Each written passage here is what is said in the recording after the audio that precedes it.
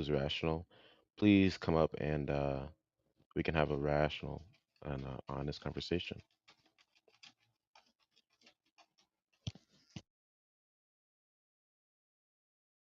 Hey, Sean, you have one more chance. There is no God because Oh, sorry, I was just getting my headphones set up. Good morning, Jay. How's it going? it's going well. So you have one more chance. There is no God because Ah, for me, well, what do you mean one more chance? because every time you've been asked a question, first of all, you're just a deceitful person in general, an evasive person. So I'm saying you have one more chance to um, prove yourself as someone who is worthy of the time of day to talk to in these kind of conversations. And secondly, you haven't defended your position, so I'm giving you one more chance to defend rationally your atheism. So there is no I'm God because. actually Reformed Orthodox now, but I can steelman atheism for you if you'd like. All right, listen, I'm not gonna play this game with you. Do you believe in God? Yes or no? Yes. All right, bye bye.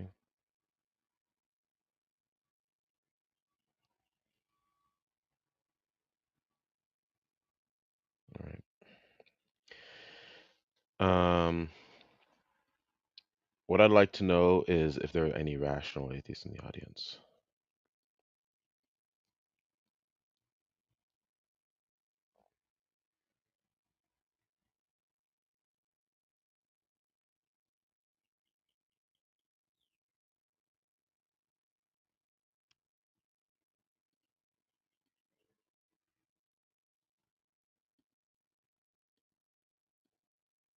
By the way, that's how I know that Sean is ignorant and he's just trolling because for him to say that he's Reformed Orthodox is just a stupid conjunction of terms.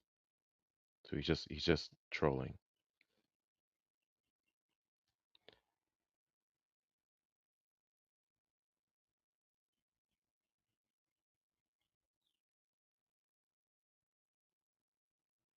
Sean, don't raise your hand if you've been taken onto the audience for trolling. Don't do that because then you're going to just end up being removed from the room. In fact, I'll give you one more chance. I'll be gracious towards you. I'll give you one more chance to defend your atheism. If you don't do it when you're upstage, you're removed permanently from the room. You won't be able to join this room again. So there is no God because Sean. Okay, you're right, actually. Um, I just changed my mind. I am atheist again. So, um,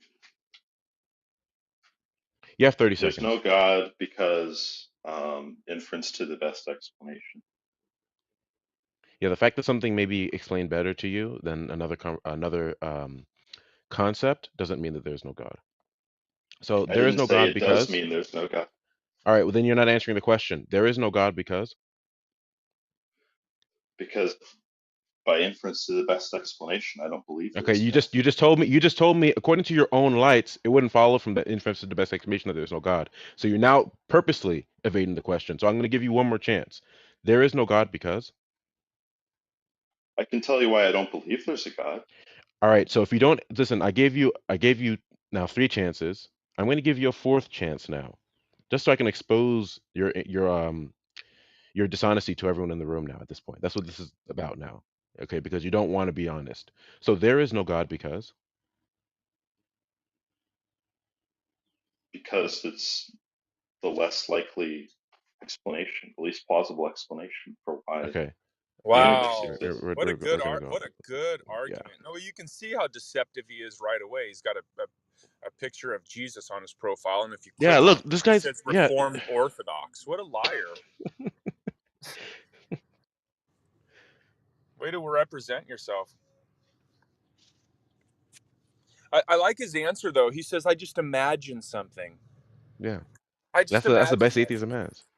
Well, That's the best they have. how is there's no God? Well, because I just imagine that there's an explanation. And this explanation, it sits very nicely with this imaginary world where there's no God. Well, that's great. That's a powerful argument, Sean. That's good.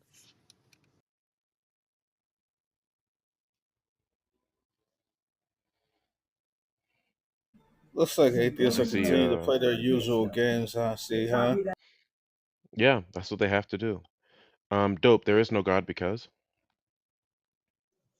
Hi, my brother. Um, hi, Tom. Hi, Your guys. mic is very Are muffled. you? Okay. You said you're a believer? You said you're a brother? Is that what you said? Are you a Christian? Dope, are you a Christian? He Okay, has we're getting Thomas in his profile, so I would yeah. think Well, he's a theist of some sort. yeah. I don't know. He sounded like he was trolling to me. Yeah. So the question stands: do you do more than fantasize of a world where there is no God? Yeah, they're gonna have to do better than that.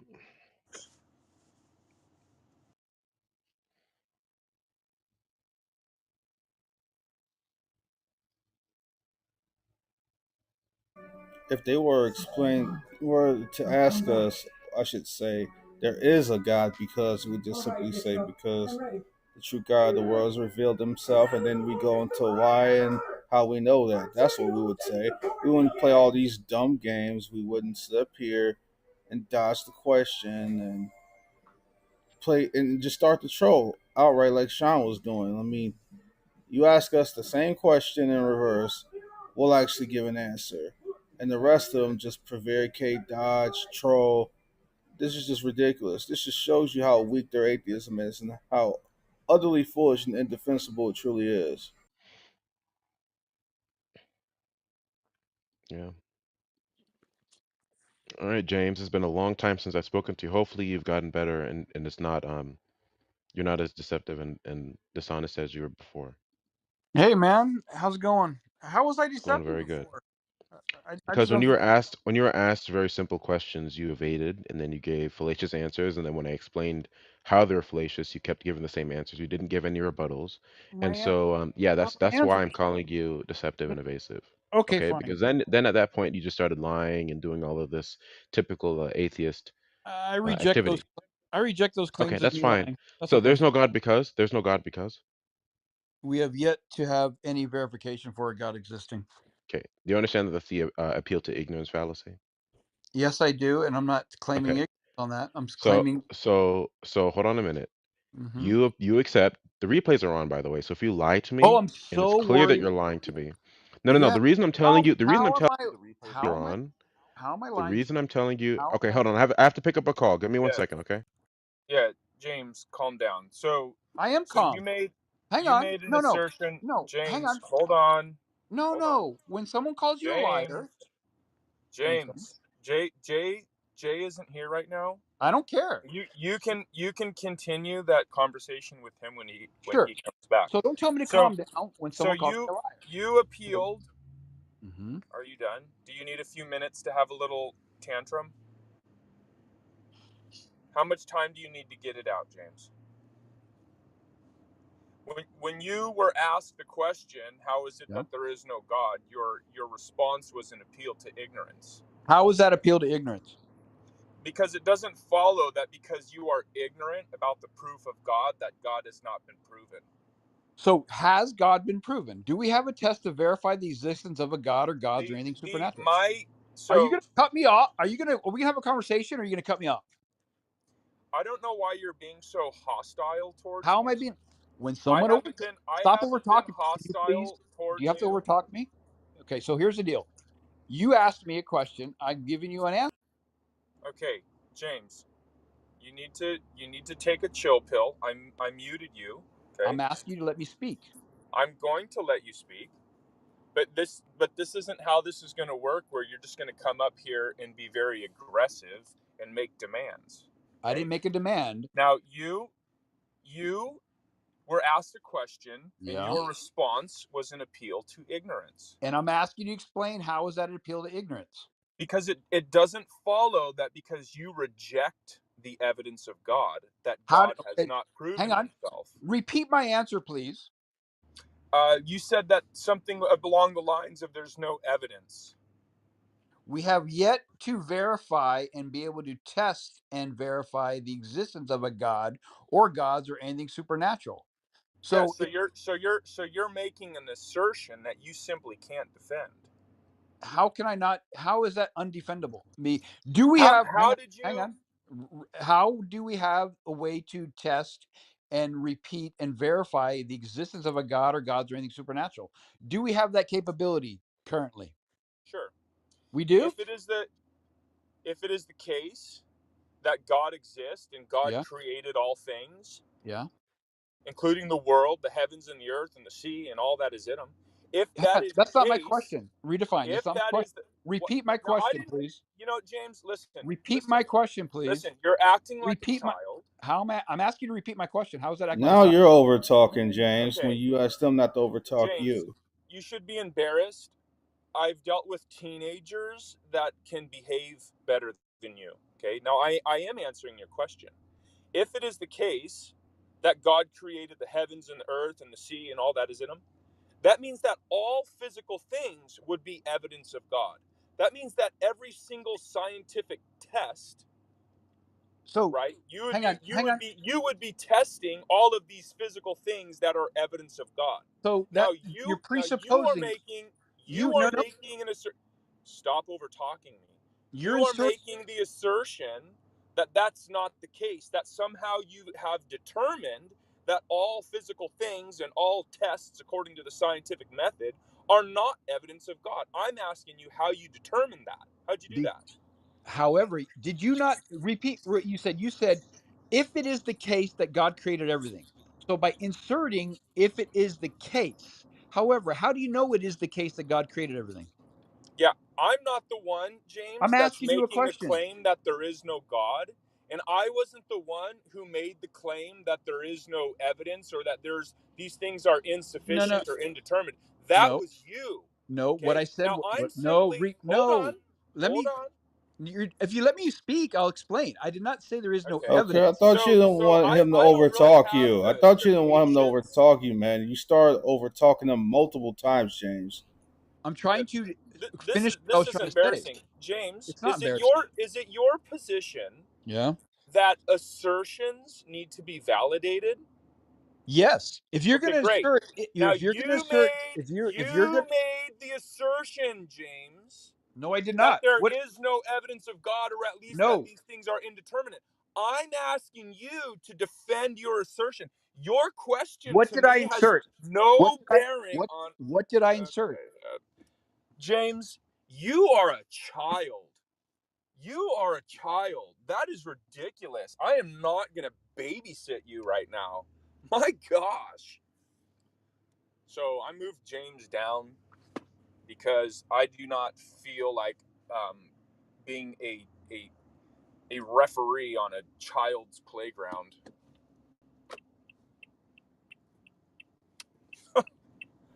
Yeah, that just turns into a colossal waste of time, real quick, man. That guy is so bad behaved. It's ridiculous.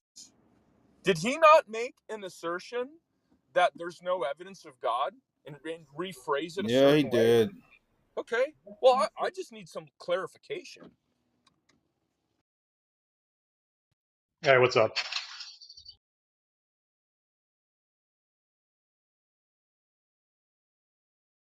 Hello. Yeah, go ahead, Jeff. Yeah, so I just wanted to talk about the claim that agnosticism was incoherent. I'm just wondering why an agnostic person or anybody for that matter can't just take a fallibilistic or pragmatic view towards like the true nature of like the most basic um, constituency of reality and Okay, how that. let me answer that. And so this has not been explained, and I'm happy to explain it again. But has this not been explained to you, Jeff? I'm about 99% sure that this has been explained. But I will Yeah. anyway So for the sake of the room. So either there will be either the not God world is true or not true. There's no middle ground in there. That's a true dichotomy. If it is the case that the not God world is true, then everything would be evidence of God. If you look at all of the things in this world, such as the apple on the table, as though they are not evidence of God, then you are implicitly denying God, at the very least. Okay? Imagine someone goes into a bank and they rob a bank, and when they're questioned, they say, "Well, I'm just making an anonymous withdrawal. I wasn't robbing the bank." And that's the state that you're in right now. Or the So, atheist. You're the one who denies that all things are evidence of God. And they're saying, I'm neutral though. I'm neutral. Well, no, you're not. You're not neutral. There's a true dichotomy. so I guess you heard what I said, but can you just like explain back to me what my like claim was, like what I'm saying? Because I don't think you understand. You asked why there can't be neutral ground, right? Or did I misunderstand you? Yeah, what I asked is why I can't be a fallibilist about or Fallibilism pragmatic has about. nothing to do with I this, and pragmatism is not going to help you either. Okay, Yeah, because so let me just. what's happening here is agnostics in this context are claiming not to invoke a metaphysical framework. That's what agnosticism is going to entail in this kind of a conversation. Because what we mean when we say that you are not neutral is that you are going to be affirming a metaphysic with respect to the nature of facts, the nature of reality. Okay, and you do that implicitly every time you predicate, every single day when you operate in the world, when you think about things, when you um, make judgments about what can and cannot and what should not happen, every single day when you operate in the world, you are implicitly invoking a metaphysic because when you invoke a fact, you're also invoking your underlying philosophy of fact, your underlying model of reality. It is unescapable. And if you're doing that, that means you're because models of reality, because metaphysics, because worldviews are propositional in nature, you're going to be operating within the parameters of the laws of logic. And namely, in this case, you're going to be operating under the law of excluded middle, meaning that whatever framework you adopt, whatever proposition you affirm with respect to this, because God is in this kind of a category, you're going to be either affirming God. The proposition that you affirm is either going to entail that God exists, or it's going to entail that God does not exist. The only way out of this, okay, the only way out of this right now is for you to make the claim and argue that you're not actually invoking a metaphysic or you're not actually invoking anything about God when you implicitly when you operate in the world. Which have good luck doing that. But if you want to try, you're more than welcome to. Yeah, so all I'm saying is that I haven't heard a contradiction or some kind of like argument that makes it clear that it's incoherent for me just to take the world as it is, to predicate based on the laws of logic, but Then not you wouldn't make be a claim predicating. that's. Then you wouldn't be Why, predicating why are you over talking me? because you wouldn't be predicating. Okay, well, if you're just going to over talk me, that's fine, right? I was in the middle of a Yeah, you're sentence. not. You wouldn't be predicating. Go ahead and finish. I already gave you. So you didn't give a rebuttal to what I just told you. It's a contradiction in the sense that you wouldn't be predicating, right? You wouldn't be there wouldn't be any reference point because for you to invoke truth, for you to predicate, there needs to be reference, right? You're implicitly invoking truth, you're implicitly invoking relationships between facts, and none of that would have a reference point if you're agnostic. So you wouldn't be predicating, not in any meaningful sense, and not how predication is defined. Yeah, so anyway, so I can just adhere to an epistemology, right? But not know what grounds it. There's nothing wrong with that because an epistemology is simply It's not just a like a. response to what I said. Well, you're just over talking me, right? I've Because been you're over not talking you responding to for what enough I'm time. saying. Because you're not responding to what I'm saying. Actually respond to what I'm saying, and maybe you won't be overtalked. So I am. respond to my state. What did I just say? So you're saying that when you predicate, you're invoking a bare, basic metaphysic. What I'm Okay, saying is is that that when is that true? Is that true? no, I don't think it is. Okay, Not when you're. so what does it mean for you to invoke truth if you don't have access to what truth means? Okay, so like I was trying to say, What does it my mean to epistemology. invoke truth? What does it mean to invoke truth when you say that truth is this XYZ? In fact, no, for Yeah. you to say that this is true, right? This is true. These are facts. There is, this is a relationship between facts. If I tell you I don't know what any of those things are, am I meaningfully invoking them? So you're Is asking there me a two questions reference? now. So this will be the fourth time you're over talking me. So let me speak, please. Yeah, this is, So when I. listen. Don't tell me how many times I've been over talking you or off the stage. Okay, I'm bringing clarity to the issue. You're implicitly invoking every time you predicate in the world, every time you operate in the world. You're saying that um truth is the XYZ. Okay? Relationship between facts is XYZ. Now, if I ask you what those things are and you tell me you don't know, then are you meaningfully invoking them? Yes or no? Okay, so there's confusion here. So can I speak? Yes or no? Can I speak because you're confused? Yes or no? Well, I'm not going to answer that because it's a confused question. All right, then you don't have to answer the question. You can also get off the stage. How about that? Okay? How about that? Right? Yeah, if you don't have a framework to account for a truth claim, then that means that any truth claim you make is going to be secondary and contingent on something that you can't validate. So if you say something is true and you're asked the question, well, ultimately, how do you know that it is true? How are you going to answer that? And if you can't answer that, then your truth claim is actually just arbitrary. I've explained this Right. to him He's saying before. he can invoke Go ahead. reality without having a model of reality. He's saying he can invoke facts without invoking a philosophy of fact. It's just inane. Like he's not even. And when I asked him for clarity, right? Are you invoking facts, right? And are you doing so meaningly? Are you actually predicating when you make statements about them and you don't know what they are? He doesn't want to answer that question because he knows the implications. Yeah, I, I've explained this to him before in a simple analogy. It's like looking at the game of chess and you not knowing a thing about the game of chess at all. You don't even know it's chess, but yet you can somehow call something a chess piece or chess strategy, checkmate. If you don't know anything about the game at all, how the heck do you even know it's a chess piece? How the heck do you even know any chess strategy? You wouldn't have a reference for it to even be able to inform yourself about what you're talking about. Exactly. And he thinks that just like putting the cart before the horse and everyone's just gonna turn a blind eye to it because he just thinks that you can just start off of your proximate sense perception or whatever, your proximate epistemology, and like divorce that entirely from your ontology, which like, can't happen. So he just doesn't know what he's talking about. And then when you try to bring clarity to the issue, he doesn't want to answer questions. So yeah, if that's what's gonna happen, then you're not invited on stage. But human, I have a few minutes. I have probably about 20 minutes before I have to get some work done. So human, are you an atheist? Yes. Okay, there is no God because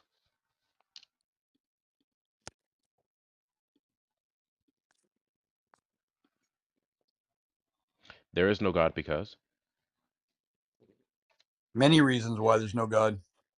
there is no God because Many reasons why there is no God. okay, Well, let's hear human, one. human, Let's hear human, one. human. There is no God because if you tell me another nebulous, non-informative answer, you're off the stage. And you know exactly what I'm referring to, so I'm not going to explain myself any further to you. There is no God because We have no ability to verify the existence of a God. okay, that is the appeal to ignorance fallacy. Are you familiar with what the appeal to ignorance fallacy is? Sure. There's also the argument for Okay. So against so so do you accept, hold on a minute. Do you accept that that was the appeal to ignorance fallacy? no, it's not appeal to ignorance. Okay. What is the appeal to ignorance fallacy? It's when you are not knowing information about something and you're claiming No, it. that's not. Okay, That's well, let's be what's clear. one. No, That's one. no, no, no, no, no, no, no. The appeal to ignorance fallacy is when you're saying a proposition is false solely because it has not been proven to be true. And you can take conversely that a proposition is true if it has solely on the basis that it hasn't been proven to be false. Well, Do you if understand if that it doesn't? if You understand that the conclusion does not necessarily follow from the premises, right? That the conclusion that the proposition is false is not Mhm. entailed necessarily by the fact that it hasn't been proven to be true. Okay, well, how are we able to Okay. test this claim All that a right. God Well, exists? that's a different question than what we're Hmm. talking about right now. Well, I'm asking So you. so we can answer that question in a second. That's not relevant to what we're talking about at this What- Yeah, moment. that's a bait Right. and switch from what he's That's explaining to How is it a you. bait and switch? exactly. Exactly. Because we're not talking about how we can determine that God exists. We're talking about your criterion and your argument for the falsity of God and whether or not it's Right. fallacious. So I just Yeah. explained to you Mhm. why that line of reasoning is a fallacy. Irrespective Sure. of whether or not you can determine that God exists, that line of reasoning is a fallacy. Okay? It doesn't matter what you're talking about. What you're talking about is completely irrelevant. Okay, as to whether or not you're invoking a fallacy. So that was a fallacious line of reasoning. So Okay. do you have a non-fallacious line of reasoning that Yeah. would entail the How about the non-existence of problem God? of evil? How about the problem of evil? Okay. Well, first of all, if you're gonna use a problem of evil against Christianity, it doesn't. The logical problem of evil does not exist. But that is a Okay. local. Argument for poor That's a design. defense. That is a defense. That is the How about defense of local argument for atheism. how about the argument for poor design? Okay. Nobody's claiming anything about design when we just say All that what right. is fundamental is the Argument mind. for non-belief.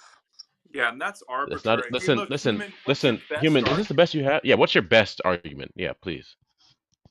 I already gave you my best one. I started off with the best one. Okay. Well, then That's that's is gonna go downhill fallacious. from there. It's gonna go downhill from So there. I'm your guessing. best one is the appeal to ignorance fallacy. That was your best one. That's interesting.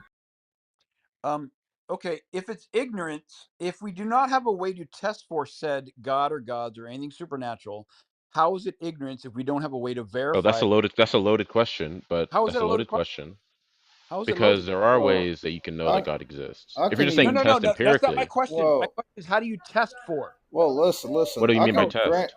I can okay. grant you. Before you, Hold on, wait, wait, before, wait, wait, you know, wait. wait. I'm a moderator here. Hold on. I was trying to explain something real quick. I could grant for the sake of argument that we have no test for God, which I Okay. don't hold that position at all. I'm just granting this temporarily for the sake of argument. That Okay. still doesn't get you to the falsity of God. That's what J. Why Robin was not? asking you about. Okay. If you can't test something to verify if it is or is not true, how could you jump to the fact that it's true without Did being you able to verify? understand what I just Okay, said to you, sir? I did. You're granting me the test. okay, So repeat back to him what Uh, he just uh, said. yeah, he said, for the sake of conversation, I'm granting you a test. However, you don't hold that position. No, that's not all no, I no, no. said. You didn't actually repeat back to me what I said in the correct context at all. Well, then correct me. I said, I'll say it again. Even if I grant you, for the sake of argument, there was no test for the existence of God, that will not get you to the conclusion God does not exist. So that's a non sequitur. Now do you understand what I just told you? Sure. Yeah, he The fact just said your Yeah. reasoning fails. That's what Ton told you. He explained that your line of I reasoning reject. fails. I That's what he reject that. said. I So reject move, that so statement. move, so My move re, on. Then move my on to another one. That's what my he's saying. reasoning does not fail. So Well, You just accept. guess what? mhm. Not to use this as some appeal to authority because it doesn't make it true, but I wasn't the one who originally came up with such a line of argument. It was an atheist, my man. Okay, cool. So if we cannot prove God exists or doesn't exist, where do we stand? Who was it who said that? Was it Michael Rose who said all the arguments for God may fail, but it still could be the case God exists? I I think it was believe it was Okay. Michael Kai Rose. Nielsen. It So was so my No, point Kai is, Kai Nielsen. Nielsen. Kai Nielsen. it Okay. so that sounds like a neutrality position, doesn't it? Human, no, No. human. You No, no. Ton didn't grant you definitely that there's no evidence of God. He was just saying how your line of reasoning fails. Yeah. And atheists like Kyle Nielsen, who was the premier atheist of his time, even recognizes this much.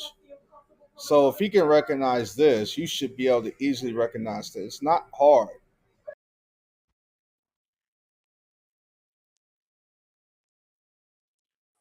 Yeah, nobody conceded to your assertion that there's no evidence for God. No. The fact that there's no test to verify a God. Yeah, That's that's your claim, right? well, okay. And That's that, my and no. but It's a see, you question. so first No, of all, you could it's a hold on. question. It's a Hold on. question. Is there? Hold That's not on. okay. That's not what was asked of you. You was asked about how Yeah, do you get to the fact that there is no God, yeah. and your That's reasoning does not get you there. it's my reason. So I hold the same way you hold your reasons that God exists. I hold my reasons that God doesn't Okay, exist. that's a trivial point. Obviously, we have reasons for certain things.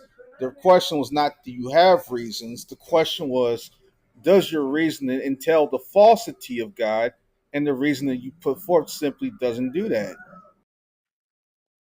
Okay, cool.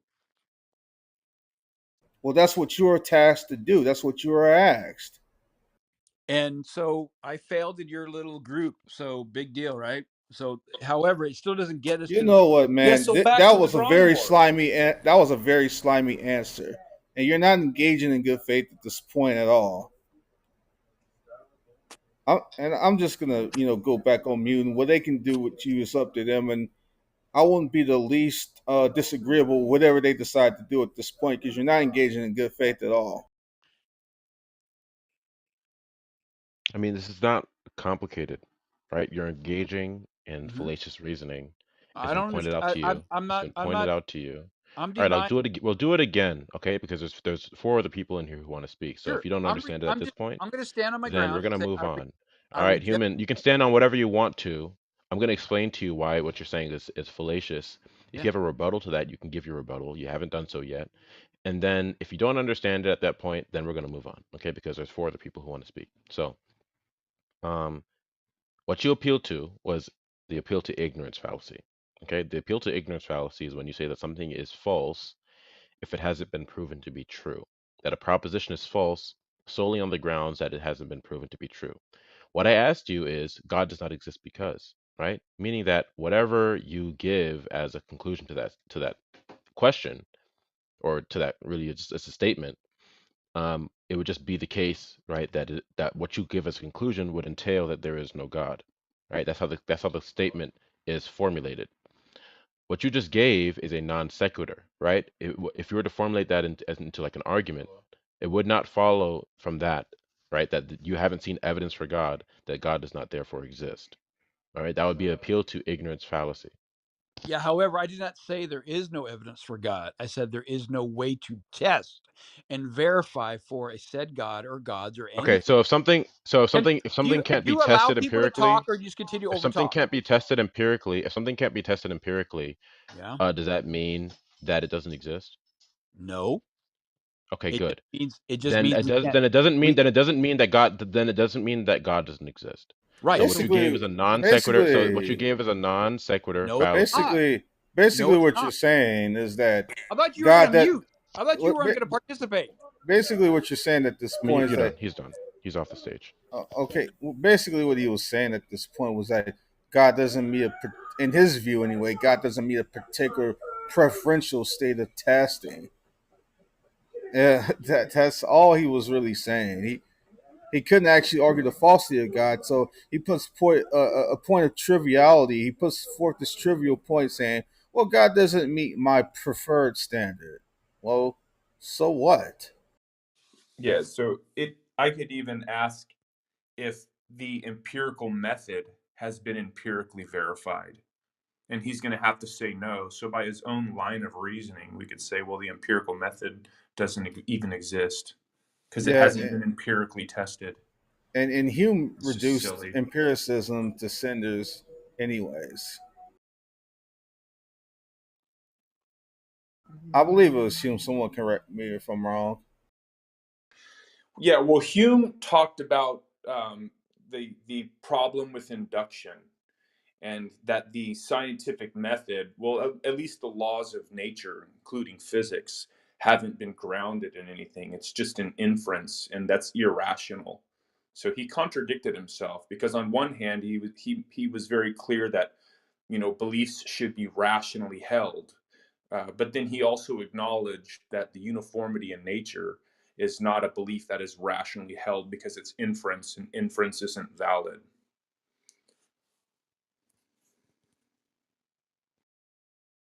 And I believe it was Karl Popper that talked about a similar problem, and he called it a line of demarcation, and that things that are verifiable would be on one side of the line of demarcation, and things that were not verified, I guess empirically or by some sort of means, would be on the other line of this demarcation.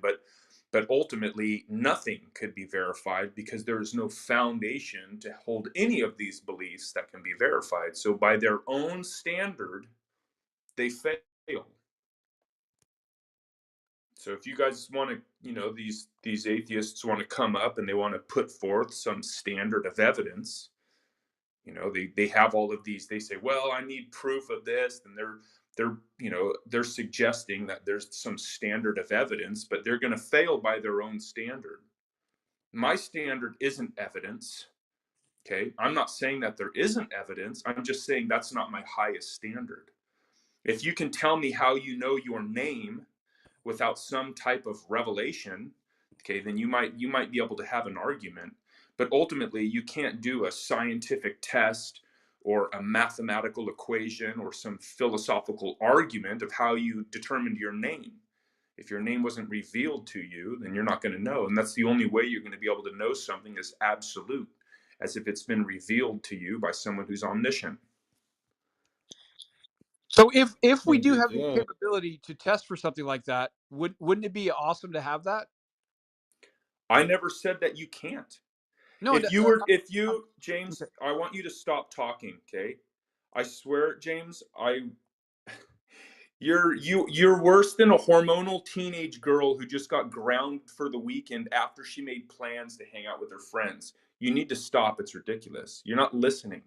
Okay? I never said that we can't test these things. That's not my position.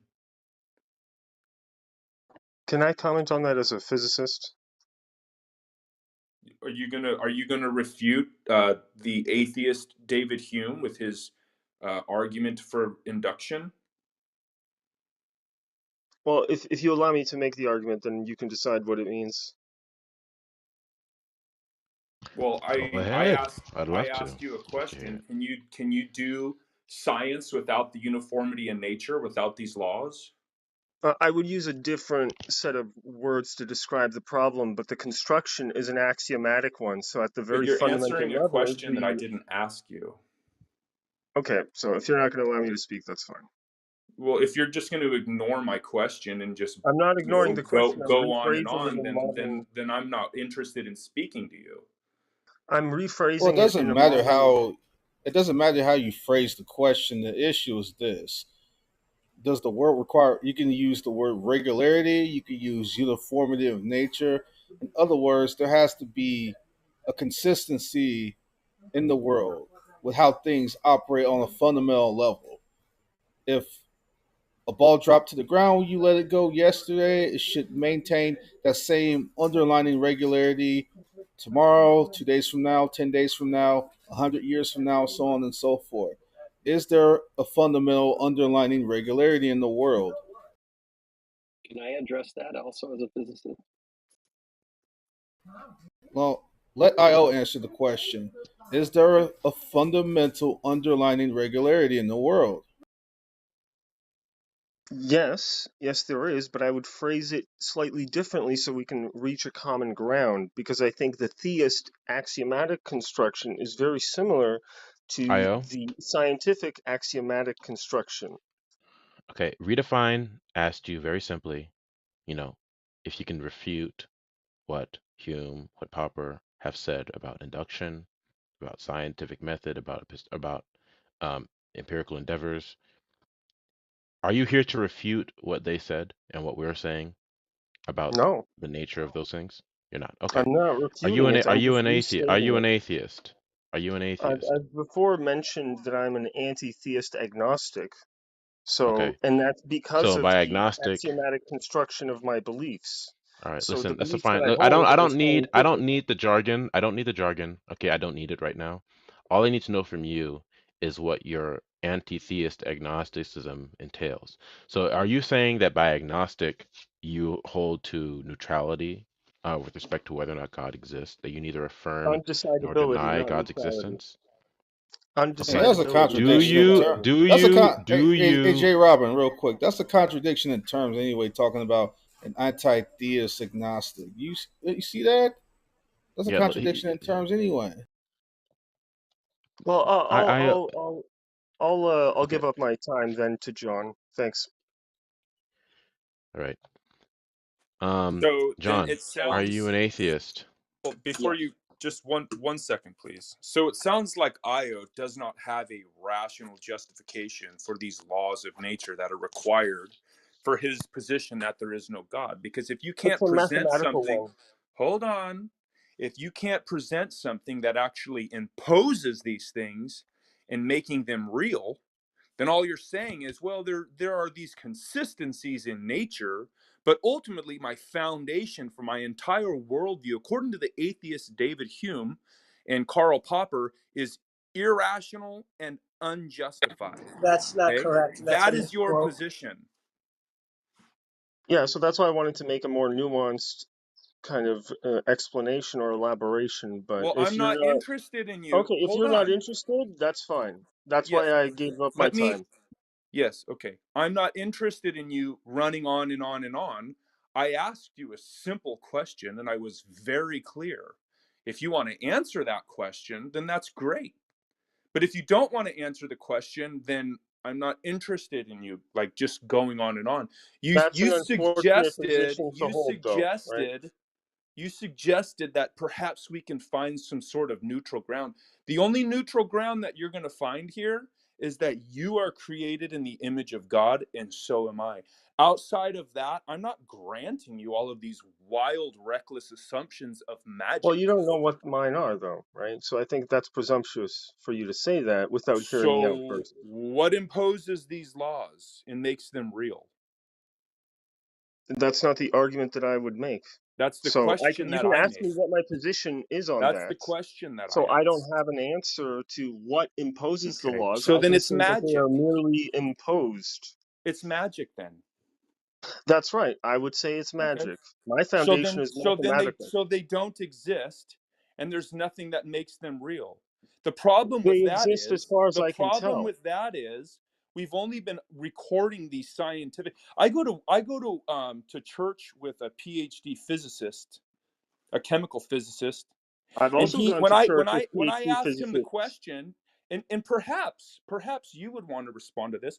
When I asked them, how long have we actually been recording the uniformity in nature according to these scientific literature? I said, has it been like 1,000 years? It's not that 2,000 long, years? yeah. And he laughed at me and he said, no, it's been more like 200 years. Okay. So if you can't present something that imposes these laws and makes them real, then all of your extrapolations to the future and from the past are invalid. They're unjustified. They're unsubstantiated. That means all of your singularity, rapid expansion, that's all just storytelling and wild imagination. Okay? So your worldview is based on wild imagination. Yeah, okay. I don't think that that's what I'm saying. I'm saying my foundation is mathematical, and mathematics itself is axiomatic, but the laws themselves are empirical. However, I have no justification for why they are the way they are, hence agnosticism. Yeah, if something's So, axiomatic, if for one, if something's axiomatic, that's not a justification.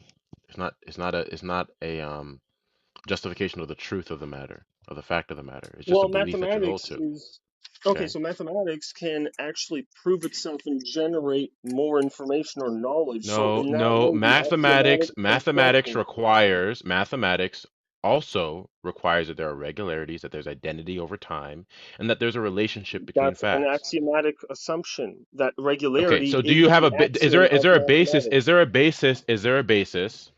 Okay, that fundamentally is going to ground that these things are the case. Because for you to appeal to mathematics, you're putting the cart before the horse. Mathematics does not substantiate and ground that these things are real. Something else is a precondition What for things? mathematics What being things actual. are real? Sorry, I'm losing tracking of what you're saying. What do you mean these Because things are real? What things are you the referring to? question is whether or not there is regularity in nature, right? That there is identity over time. We're talking about relationships between facts. All of these things are preconditions for mathematics. If these things did not exist, if they were not real, then mathematics would not even be a thought, a Well, coherent we thought. might disagree on the Okay? nature of existence of mathematics there. So I would claim that mathematics exists in the mind in the same way that you claim God exists through the mind or in the mind. No, no, no. I don't claim that God exists through the. I don't even know what that means. But I don't Well, claim yeah, you that God claim that you exists can through the have mind. revelation. Revelation is through the hold perspective on a of a human second. Yeah, that mind, doesn't right? mean that's not the same Hold as saying on. that God exists in the mind. I don't know what that means. That's a Yeah, that's different, not a Christian widely different thing. position at all. I don't know where you heard that from. And that's not relevant. Okay, that's not relevant to how you need to answer the question. I could be a rock with a note under it asking you this question. Our position has no bearing. Now you can't do math. I think you totally missed the point. You can't do math. You can't have these wild extrapolations on the Big Bang and the age of the earth and all of this nonsense without that uniformity in nature. So you're just saying, well, there's these numbers and I'm going to say these numbers are an axiom. but I can't justify a Well, single thing. mathematics is more than just You've numbers, refuted though. yourself. And hold on, there are learned philosophers of science that understand these things that you're trying to tap dance around. So I'm not tap dancing. I'm you're just either using giving more us simplified sophistry language. right now, or you have a rebuttal. So when I say the axiomatic construction of mathematics, I'm saying there are statements that I start with that I cannot prove why they are the way they are, but I can use those statements to generate theorems, propositions, and so on and so forth. That's That is the irrelevant. Okay, position so from you have where your I own start. construction. So you have your own construction in your mind that you intuit or you imagine, and they're unjustified. So you're not actually answering the question of justification here. All right, you just Right. have your own mental construction Well, in no, I'm in saying your there is. head. That's why there is no Okay, justification. It's not that So It's your an okay. So there's position no is justification for your position. Great, thank you very much for proving the point. I mean, you right. haven't really you haven't refuted anything. And it's your I position's never also said I was going to refute self-refuting, anything, because though, right? I never said that. I can just say that God is an axiom that I can't explain, and now I've proved God by your own criteria. Exactly. So, Yeah, The only oh, exactly. then And thing God that's why I said exists. common ground. Then you've just proved God here. So it, you can And I change your never said I title from wasn't. anti-theist to theist, look because look we look just look insert man. God and we say we don't have an Look explanation, Well, and my therefore definition God of God is exists. slightly look different. look Yes, man. my The definition of look God is look slightly look different, man. right? I would say that math.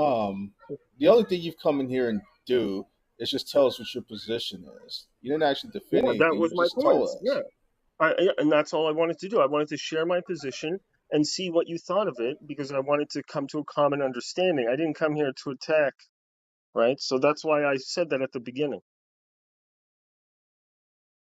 And for me, Right. as an as a person who holds these beliefs, I claim as my equivalent. Look. If you say you have a definition of God, I would say my equivalent God is mathematics itself. That axiomatic construction is what I cannot prove. And Yeah, similarly, I so think you it's have an difficult to opinion. prove the existence or non-existence of God. So you have an opinion about something, Yeah, and I wanted to share it, and and it's I wanted to know grounded what in you people mystery. thought of it. You have an opinion It's about grounded something, and in it's magic. grounded in That's right. mystery. That's what you say. That's I right. have an Yeah. opinion, and it's Very at grounded the in very mystery. That's right. At the very high level, theoretical physics does not actually differ that much from a bunch of theistic like beliefs because there are statements or truths that we hold that we believe that hold that we cannot necessarily prove. And in general in physics we don't prove things, we only disprove things, and that's why we then transition to mathematics, which is the domain of proof. So you have an opinion, and it's grounded in mystery. I have an opinion and it's grounded in a structured argument that sets a playing field That's that shows a common ground for both theists and grounded in atheists. mystery. You have an opinion, and That's it's right. grounded in mystery. And your mystery is under a veneer of these other things. Well, That's you all can you're call it a saying. veneer. I would say it's a construction, but sure. Is it? Can you? Okay. Reveal what's supporting your veneer, if not mystery. Well, what's supporting my mystery, or I'm not even sure how to interpret that question. There could be a few ways. So before I answer it, could If you it's not a elaborate what veneer, you what mean makes it by? real? That's right. If it's Okay, not a yeah, sure, veneer, sure. what makes your mystery real? You're saying I have an opinion, it's shrouded in mystery. I say, okay, you say, well, no, there's actually these other things that are between the mystery, but ultimately it's still the veneer. Okay, He's so using no, I'm saying that the effectively. nature of the existence of these axioms remains a mystery. Yes, that is a mystery for me. Yeah, so you have an opinion and it's shrouded in mystery. Well, I have a set of beliefs that I hold that I can use to generate and probe and explore the world, but I don't necessarily have a justification for those systems other than they work unreasonably well. Okay, so it doesn't follow that you've fantasized a world that you can't validate. It doesn't follow from that God is false, does it? That's right. And I Okay. can't prove that God is fully Pragmatism. just. Then thank you for sharing your opinion Yeah. on something. Yeah, well, thank you for allowing me the moment because I wanted to show that it is a position that you can actually have some common ground, especially when you speak to physicists. And I Yeah, like what you said about there's no going to common church, ground. And and all I you've like done your is okay. demonstrated to the audience that even if you're a physicist, You cannot validate your mysterious position that there is no God. That's all you've done. Other than the laws themselves What and the laws are you talking mathematical about, framework, sir? the laws of physics I don't know and what you're the talking about. okay, Okay, We've okay. already So been let me through wait. this. Okay, are the laws of okay. physics Anyways, so I self-contained? appreciate the Hey, chance. So yeah, thank you. hey, Io, you said the laws of physics. Are the laws of physics, do they explain themselves? Depending on which model you take, there are some models Okay, that further no. extrapolate Listen, into the listen to me. mathematical Stop with the domain. evasion. Stop with the It's not an evasion. evasion, it's an Okay, it explanation. I is. can No, it is an rephrase. evasion. Listen, overtalk me again. I'll kick you from the stage. Okay. Now you are being evasive. I am well accustomed with verbally evasive tactics. Now, I asked you a direct question, and then you give me a maybe, could be, possibly. I didn't ask you that question. I said, are the laws of physics themselves absolute and ultimate in that everything derives from that and that they are eternal and unconditionally non-dependent? No, I would not agree with that statement. I would make a slight modification. Okay, so are the laws of physics their putative basis for being real is shrouded in mystery? Sorry, can you rephrase that? Are the laws of physics real?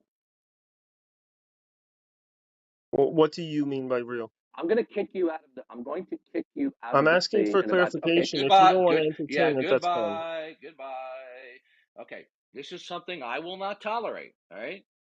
You want to play these little games? I don't mind clarifying questions, but when somebody shows a persistent pattern of evasion by wanting a definition for everything, goodbye. Hit the road. Okay. He This is already the little declared this you is the can't little ground him. game that they play, right? And they think we don't know the game. Okay. What do I mean by real? Even children don't play this clarify every little syllable game. Children don't do this nonsense. He either believes they're real or he believes that they're not real. But since he invoked that they exist, then he must believe that they're real. He just didn't want to answer the question truthfully that he believes they're real because he knows then that there's going to be a subsequent line of questioning. So rather than truthfully answer the questions, oh, what do you mean by up? What do you mean by down? What do you mean by chair?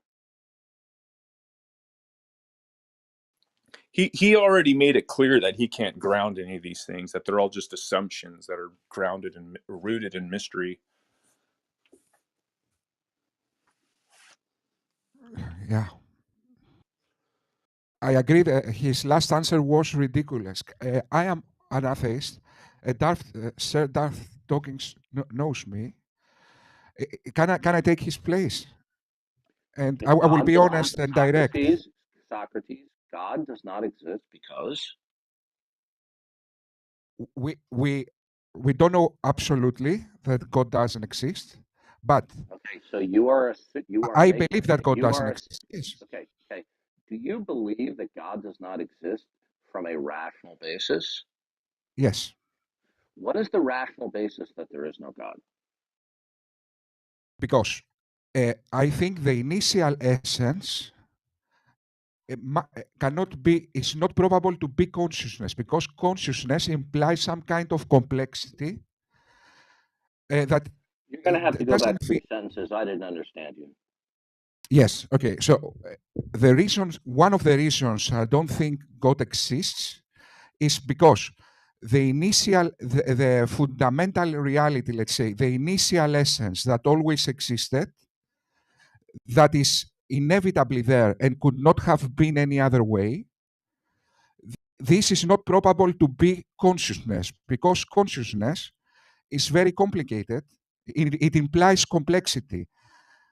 It implies Yeah, also. in all due respect, I appreciate answering, but what you're just saying is convoluted. I just want a simple answer. God doesn't exist because. I'm giving you because the necessary being cannot be something so complicated. In other words, I cannot imagine how a being like Okay, God are you talking about existed. complex in terms of parts? Yes, complexity, Well, because it doesn't follow that there's an eternal mind that is the ground of all being is composed of parts. It doesn't follow. Okay.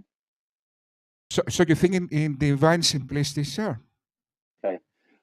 When we're talking about the issue of divine simplicity, okay, I have not made up my mind on that. But the bottom line is, regardless of what my position is vis-a-vis divine simplicity, it doesn't follow that because God doesn't have parts or he does have parts, it doesn't follow that he doesn't exist.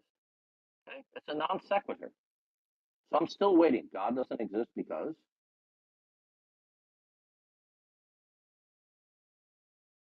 I mean, we know the reason why you deny God is because you don't want there to be a God. And What he because was you don't hoping want for there you to to be a God, say, he was hoping for you to take the position of divine simplicity so he could do the modal collapse argument. yeah, there are theologians who are on both sides of the fence as to whether divine simplicity entails modal collapse. But the point is simply this: well, you just simply gave us a convoluted response and not a clear answer why there's no God. The real reason why you say there's no God is because down deep you don't want there to be a God, because if you acknowledge there's a God, then you're culpable to that God. And so because you don't want there to be a God, your mind uh, gravitates towards cliches and slogans why God does not exist. That's why you're not giving me a substantive response. Nor has any atheist ever given me a substantive response as to why God doesn't exist. I have a question. Which Sure. God are which God are we talking about? Are we talking about like Lakshmi, Jesus, Well, we're or talking about Yahweh? What atheism. are we We're talking about? talking Which about God? atheism. We're talking about atheism that there is no God.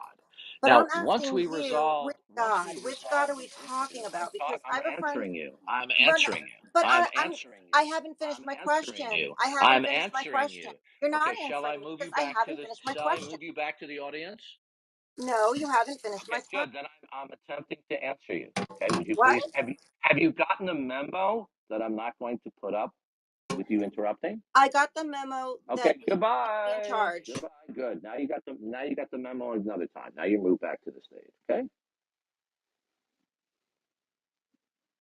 Can I ask something? Should we not investigate the cosmological probability of whether God exists?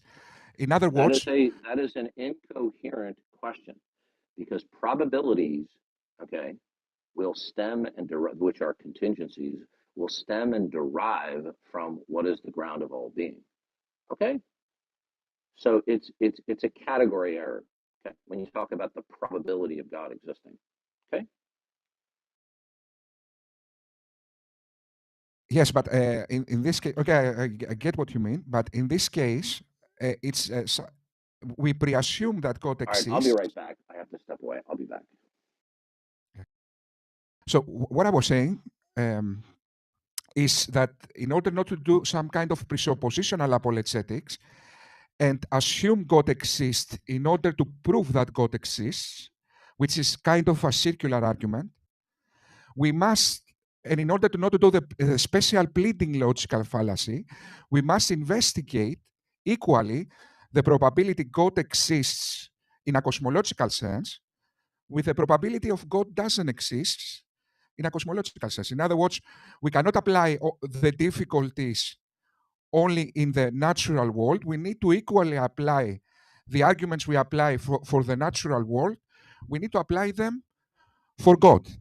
And if we do that, we get, I think we will recognize that God is not probable to always exist inevitably and without any explanation. Keep making Yet a that, bunch of claims on what we can and can't do. Where do you get any of your truth claims from, ultimately, sir? yes, I think that logic is, our universe is rationally deductible because our universe is ordered. So, because of the order of the universe, our logic evolved. We evolve inside the universe, so we recognize patterns that work in a given environment initially in order to survive. So, what I'm trying to say is that we get the order in our mind from the order in the universe. So, this is how I explain how we have objective reasoning.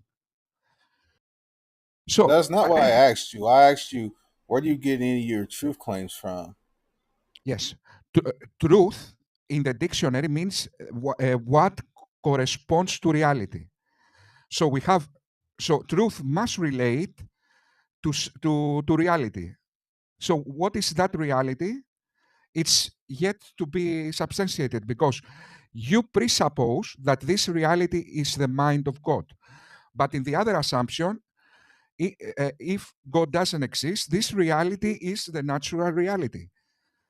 So unless uh, you are doing some kind of presuppositional apologetics, in other words, uh, assume your worldview is true to prove your worldview.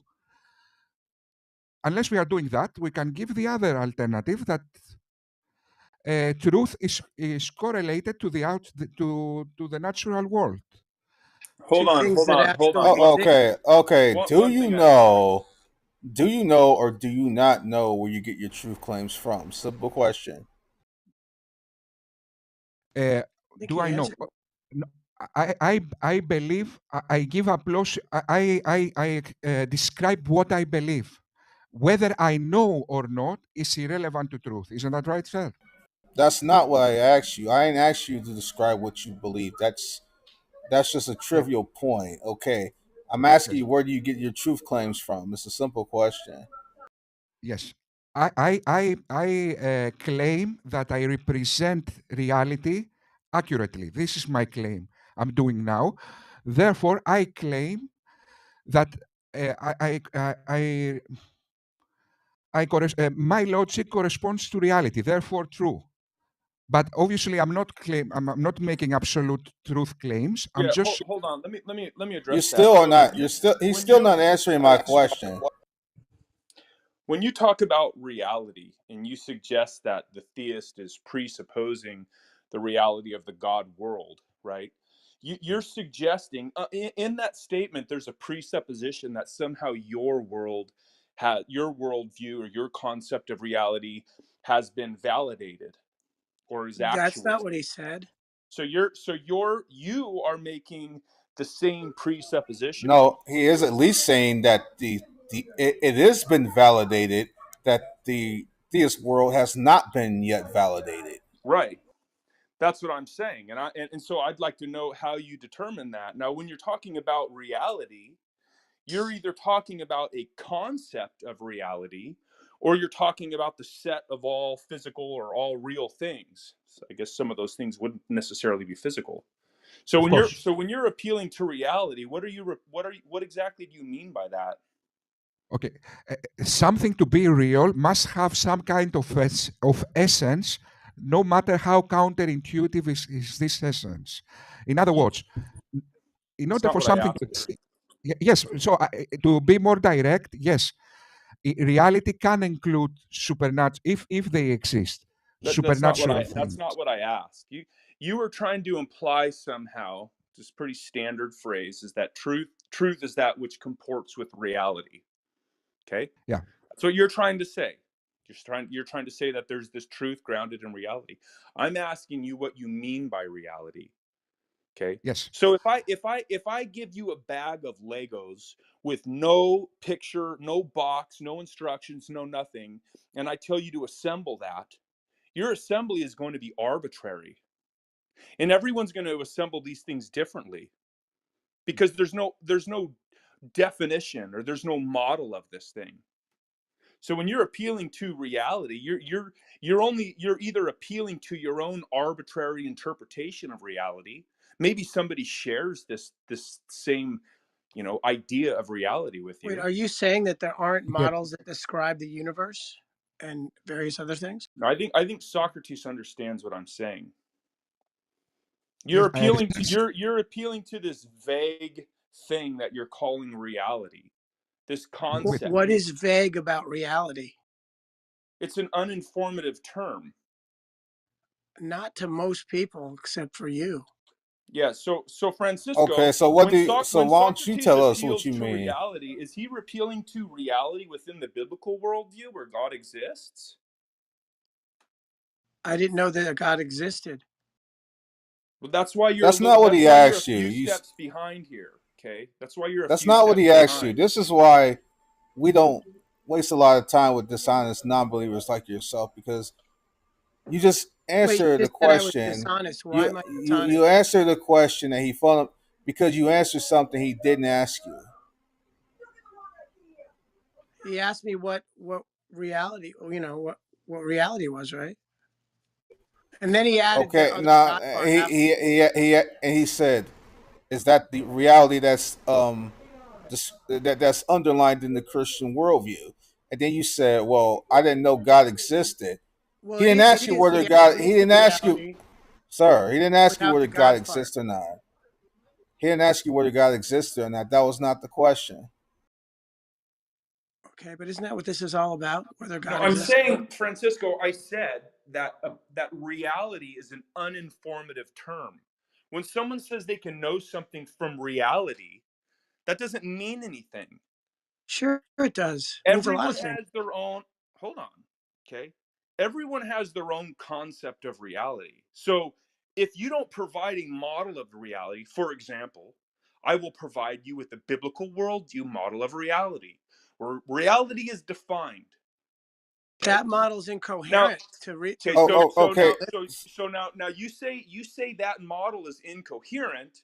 Okay, so it's not now even a you're model. appealing. Now you're stop interrupting me. Now you're appealing to this model of reality that is vague. It is obscure. It's independent. It exists in everyone's mind. There's no ultimate context. You're appealing to this obscure thing, and you're saying, well, it's reality, but outside of a defined concept of reality, then you're appealing to some undefined arbitrary thing. Well, can I put it this way? You and I probably Respond to what agree. I said. I am. You and I probably agree about most things that exist, right? No, we agree about nothing that exists. So, do you agree we're having a conversation right now? Do you agree with Can you me answer that that all question? do you Do you agree with agree? me? I'll answer you. I'll answer. So, Francisco, I muted you, and I'm going to be very clear with you. I'm not in the mood for bickering with I anyone. asked you a I'm simple just question. not, okay? It's a waste of time. There's plenty of people in the room. There's other people on the stage. If you just want to come up here and bicker and not actually engage with what I'm saying, then we can move on unless I'm Tom trying to wants to engage with what spin you're his saying. wheels with you. No, you're interrupting me. You're not engaging with the points that I'm making, and you're not addressing a single thing that I said. Okay? When you appeal to and I was very clear, if you are not appealing to a defined concept of reality, then you're only appealing to your own imagination. So when you say you can know something because of reality, you're just saying, I imagine a certain state of affairs. That's all you're saying. Well, no, that's not the case because there are many defined concepts of reality that don't include a God, right? So, what worldview are you speaking from, Well, that was the Francisco? first question he asked you. Like what reality are you talking about? Was it the one in the God, the worldview, or was it some other conceptualization of reality? That's literally the Well, first question he asked you, and my then you didn't reality answer the question. my reality is a fact-based reality based on, cosmology, the theory of evolution, all various scientific sets of knowledge and facts that are substantiated and demonstrable. That was just Hey, I'm word sorry to salad. break in. And the Yeah, first the Can first thing you said was That was exactly word my point. salad. You said my. yeah. You said my own imaginary realm. I didn't This say imaginary fantasized realm. world where I Did imagine I there's no when God. did I And then ever say hold on, imaginary hold on. realm? Well, that's what it is. I don't think so. And It this stems gets me from, back to okay, the question that are your thoughts a product of your mental state? can I ask you a question or Are no? your thoughts a product of your mental state? My thoughts are product of observation. No, that's not what I asked. Well, they're can I no at some Okay, that point can I become say my Francisco, mental something? I've been here a states, Francisco. long right? time. One person observes A to be a fact, another person observes A to be not a fact. Well, Where's the that's why final I reference asked you a point? question. Where's the final reference There point? there are things we can agree on, right? You and I. And you said Okay, no. You said Francisco, I no. asked you a question. One person Right. Well, observes A I'm as a trying to answer fact. your question. I'm trying. Okay, go ahead, John. So let me back Thank you. up. And Let me explain why I just removed him to the audience. Okay, one person observes A as a fact. One person observes A as not a fact. If not for Francisco's imagination, what is the final reference point? We can say that there's a 50% divide. Okay, you cut that consensus right down the middle. Where's the Can I final answer that, reference sir? point? If not his imagination, what's the final reference point? If not his mental states. he's not on stage, so can somebody who is get a chance to talk? Yeah, go ahead, John. Okay, and I'm sorry if you called on me. I had to leave a couple of times, but I tried to be very patient here. So I hope I get just a couple moments here. I wanted to address a couple things I heard. Number one is the Popperian thing, which is not about the need to be able to verify things. It's actually just the Okay, opposite. hold on. The core question is about atheism. We don't need to go on Okay, a rabbit trailing. okay, fine. I won't. You ask me a question. I was going to correct a couple of things I heard, but go ahead. Just ask me Okay, a the question. core question is about atheism. We're not going to rabbit trail all over the place. If you're not here to defend atheism, then you're just off Don't topic need a fundamentally. lecture. I've been very polite. So, Oh, and I will okay. continue to be I was just polite. stating Don't the point of lecture the me. room. I was stating the point of the room, and I can do that as a moderator. I'm not lecturing you. I'm just stating the point of the room.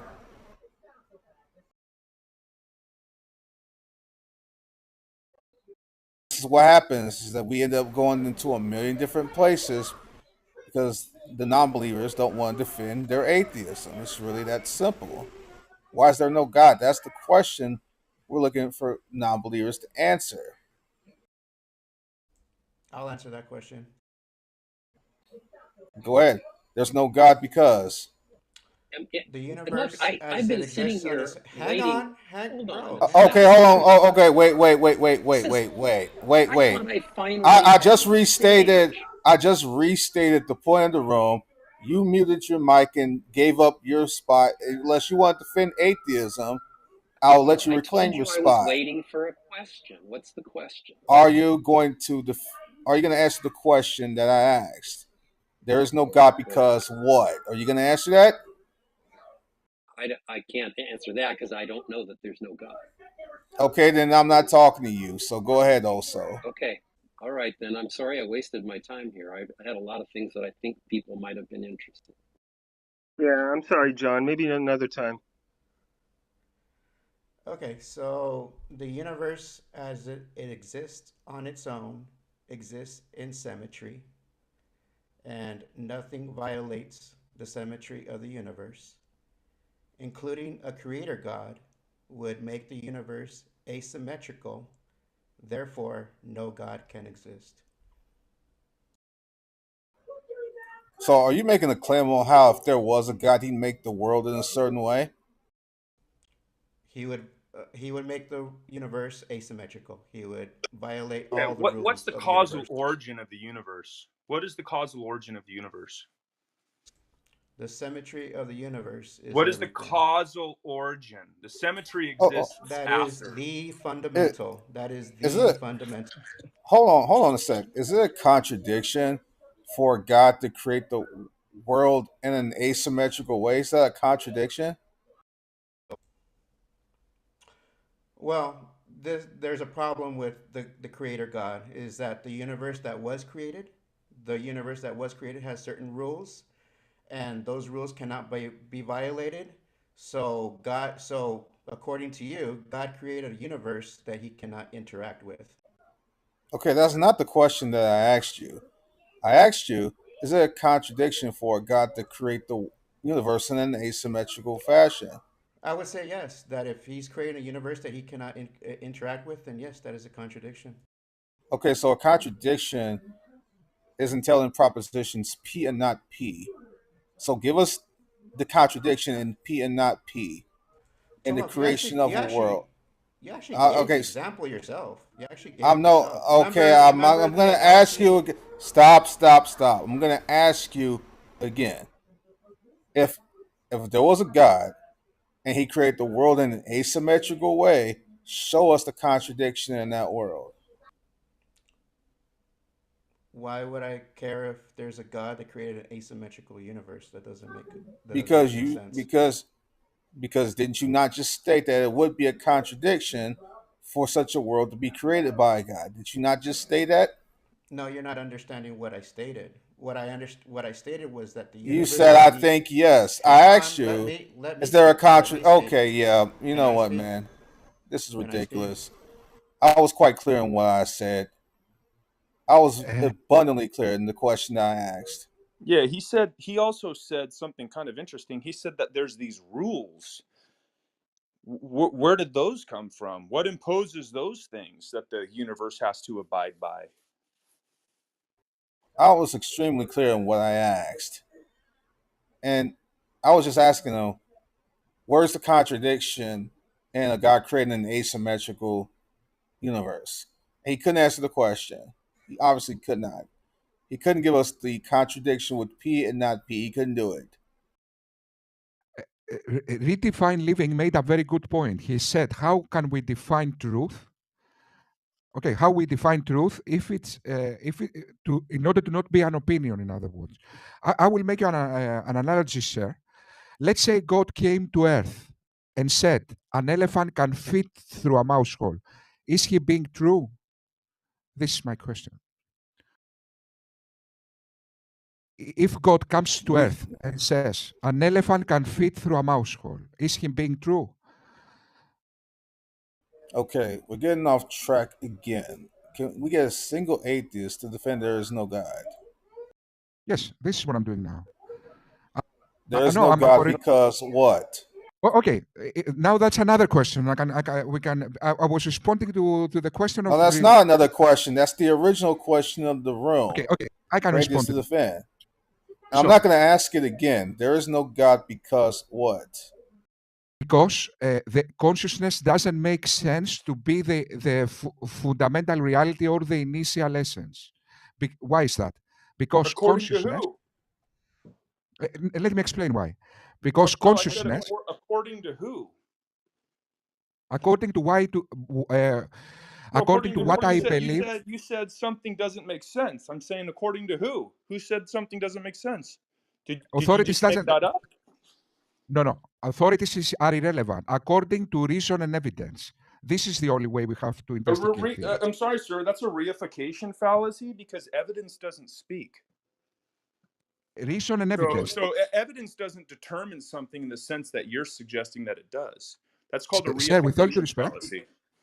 sir, with all due respect, you are not a god. I am not a god. We are limited human beings, and the only way we have to investigate truth is effective reasoning. So, No, effective that's reasoning, not. in other No, words, excuse me. Where'd what? you get that from? Okay, what is the other way we have to investigate truth? Let me ask you. Let me ask you your name for the sake of this question. We'll just assume that your birth name is Socrates. Okay. Okay, How do you know your name? somebody gave me this name, Oh, you and I mean it know. was revealed? It was revealed to you? Yes, Oh, you mean you didn't do some scientific examination according to the scientific method or some mathematical equation? you are right about that, sir. But Is I there a didn't make this claim. philosophical argument for your name? Sir, wait a moment. I didn't Your make name that. is there a philosophical argument since you reject revelation as a source of Yes. truth? How you know what is revealed to you is true? How you know that? That's not the question, sir. Yes, but the only way we have to investigate. Okay, so That's not the this was question, my sir. You're just mistake. repeating yourself. You Yes, sir. said the This was only way to come to a truth is by investigation. yes. Okay? I So misspoke, you sir. reject, hold on, sir. Excuse me. So you reject revelation. I'm No. asking you, how did you determine your name if not by revelation? Okay, let me respond to that, sir. We have Okay. many ways to truth. We can reach to truth with many ways. Even a lot by luck, we can reach to truth. So I misspoke. What I Did wanted you to hear an say. answer? Did you hear an answer there? Let me I answer, didn't hear sir. the No, he answer. didn't. He didn't ask. He never asked. Okay, let me rephrase the question for anyone that is unclear.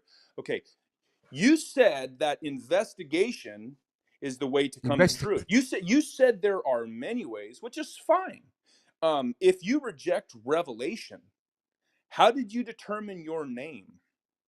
Exactly. So let me respond to that. So I misspoke. I should have said the only way to investigate truth is logic and evidence.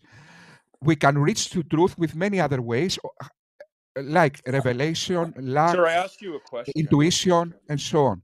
So I misspoke there. I asked, did you intuitively know your name since you reject revelation? Do you intuitively know your name? I'm trying to figure out how you know your I'm not name, rejecting if revelation. not for Sir, revelation. sir, I said I Was there a misspoke. mathematical equation, or did you mix some chemicals in a beaker? He How did you do said that? he knew his name by revelation. He said it explicitly. Well, but he said he rejects revelation. No. I said I misspoke. I should have said the only way to investigate truth is reason and evidence. There are many ways to truth, Right. but the only way to investigate truth is reason and evidence. So I misspoke. I apologize. Excuse I me. misspoke. The problem. Well, that was loud. The problem with that is you have to have a worldview that can account for truth, and you also have to presuppose true, or else you're just determining something is true arbitrarily. You have nothing to No, compare it to. When you say something is true, what grounds that truth? You're saying, well, we did this research and we put these chemicals in a beaker and we did some math and I have this argument and so I'm going to make now an arbitrary declaration that's contingent on nothing. Redefine. What Do do you you mean? consider science? Does science pursue or ever achieve truth? Well, does science come to definitive truths, or does science come to See, conclusions that can once change? again, Hold on. Or getting does off the science come to path. conclusion We're that getting can off the change path, based man, off new because information? they still haven't defended why there's no God, and we haven't even gotten close to anything like that. I thought the topic of the room was, will atheists defend their atheism? I'm happy to do Yeah, that, but it strikes me why that there's no you're God? the That's ones that are atheism. taking. Sorry. Why there's no God? That's atheism. Well, okay. So I don't. atheists come in two varieties, just as theists do. There are Gnostic atheists and agnostic atheists, and I'm an agnostic atheist. Okay, so agnostic atheism is just a redundant and useless phrase, and the Well, reason why I'm going to that's fine. explain to you why. Okay. Because agnosticism just says that one doesn't take the proposition that God exists or does not exist, that they're neutral towards the proposition. If you've already stated that you're neutral, and there would be no reason for you to additionally state atheism at all. There Well, would be no. okay. There would be I no. agree with your Yeah. definitions. I understand your definition. Let me just say, because I don't like philosophical arguments. I like to be very clear. And so what I mean by this is to say that there are in the spectrum from hard atheism to hard theism, there's a spectrum. There are atheists who would claim that there is no God, that they know that there's no God. They would claim there's some evidence for that. Just as there are theists who would claim that there is a God, they know there's a God, and they claim that they know that there's evidence for that. There are atheists who are open to the idea that with the sufficient evidence, with good evidence, they could change their minds about that. And I'm certainly in that category. I would claim Knowledge that and most belief is atheists are a in that category. I think I'll land this in a minute. not I, knowledge and belief I, is a fine line because there's knowledge is just a justified true belief. Knowledge is a subset of belief, sir. Are you aware of that? I don't know what that means. Eric, you can come up or I'll just remove you from the Okay. room. This is not a controversial issue in philosophy, man. It's if you know something is the case, like for instance, if you know that the Eiffel Tower stands in Paris, France, that means you have a view upon it. That means if you know it, then you believe it to be true. That's what that means. It's a justified true belief. Yes, but a conscious state doesn't Okay, define I truth. don't Is know that where you're right? going with that. I'm sorry. All I'm saying is that there is a spectrum. I don't think that's a controversial thing. There are people who feel very strongly, they would say they know there's no God. And then that blends into people who believe there's no God, but don't believe there's sufficient evidence, but are open to having their minds changed. There are people who are right in the middle, who I would call, I mean, this is just my language perhaps, I would call agnostics, people who are right in the middle. Okay. They neither believe nor don't believe. And then there are theists who are absolutely certain there is a God. And then there are some theists who are open to having their minds changed. And interestingly, I think most atheists are of what I would call the agnostic variety. They're willing to have their minds changed. Okay. I think most theists probably do not fall into that category of agnostic theists. They're not willing to have their mind changed. Is there a clear distinction between atheism and agnosticism? In my mind, yes, but that's just semantics. I'm just telling you what No, they it's mean not. to me. No, it's not. Well, it It is. means that Of course, it is. saying that there's a distinction between something is not just semantics. That's just like saying the distinction between a pencil and a rock is just semantics. No, it's not. I Well, mean, whatever. I mean, I'm just telling you what. there's I'm just semantics look. involved, but it's not just semantics, sir. Okay. I'm just telling you what I mean. I'll be. If you want to ask me a question, my only interest is in being perfectly clear about what I mean, and I think I've been perfectly clear. I'm not trying to engage in philosophical bullshit. Okay, I'm asking you something very clear. If you accept that there's a distinction between atheism and agnosticism, then why in the world would you conflate the two terms together? Well, I just think people have. I'm not sure what you mean by that question. I'm just telling you what in Because you my called view, yourself an it's agnostic useful. atheist. Okay, Yeah. if there is a distinction, then why would you put the terms together as if to imply that they're in Well, I'm some just. They're not context saying isn't? unless you put Oh, two hold terms on, wait, I together. wait. think Okay, I've okay. asked and answered, I think, but All let me right. just say it one more time. What Is I there? mean, what I mean when I say agnostic atheist is I mean somebody who is certain that there is no God. And what I mean when I say agnostic atheism is I mean somebody who is open to having who doesn't believe that there's a God, but is open to having their minds changed on that matter. Well, That's that what I fits an mean. agnostic by definition, sir. Okay, fine, whatever you want to say. That's what I mean. Okay, I get what you mean, though, but then there's no meaningful distinction at that point between atheism and agnosticism. It's just that's what I'm saying. It's a useless redundancy. If you want to define yourself that way, fine. I'm just telling you, it's not a useful term to use because you. You don't think it's useful to distinguish between atheists who are certain that there's no God and atheists who are open to having their minds changed. Well, Because I that's don't. all I'm doing. I don't know. I don't even know what that means. Like one could have a view about being certain. That doesn't mean that there can't not be an argument that undermines that certainty.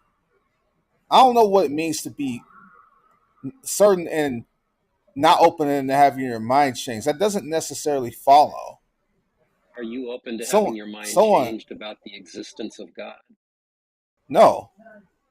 But I'm Okay, saying, but I'm saying though, someone saying that they're certain about something doesn't mean that doesn't mean it necessarily follows that they don't want to have their mind changed.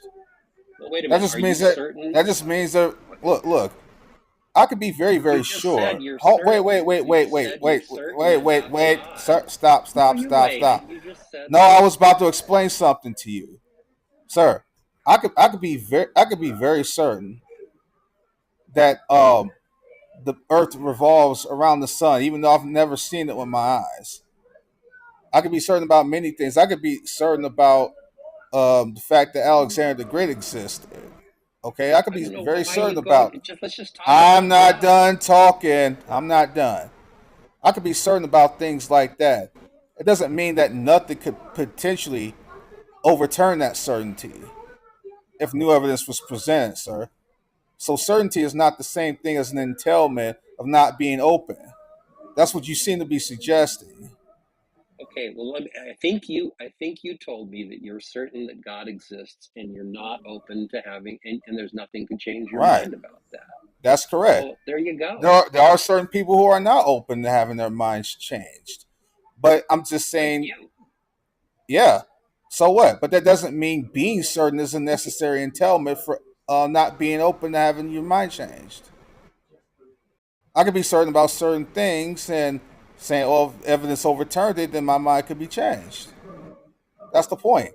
You seem to be suggesting there's some sort of Well, dichotomy between certainty and not having your mind changed. That is literally a false dichotomy.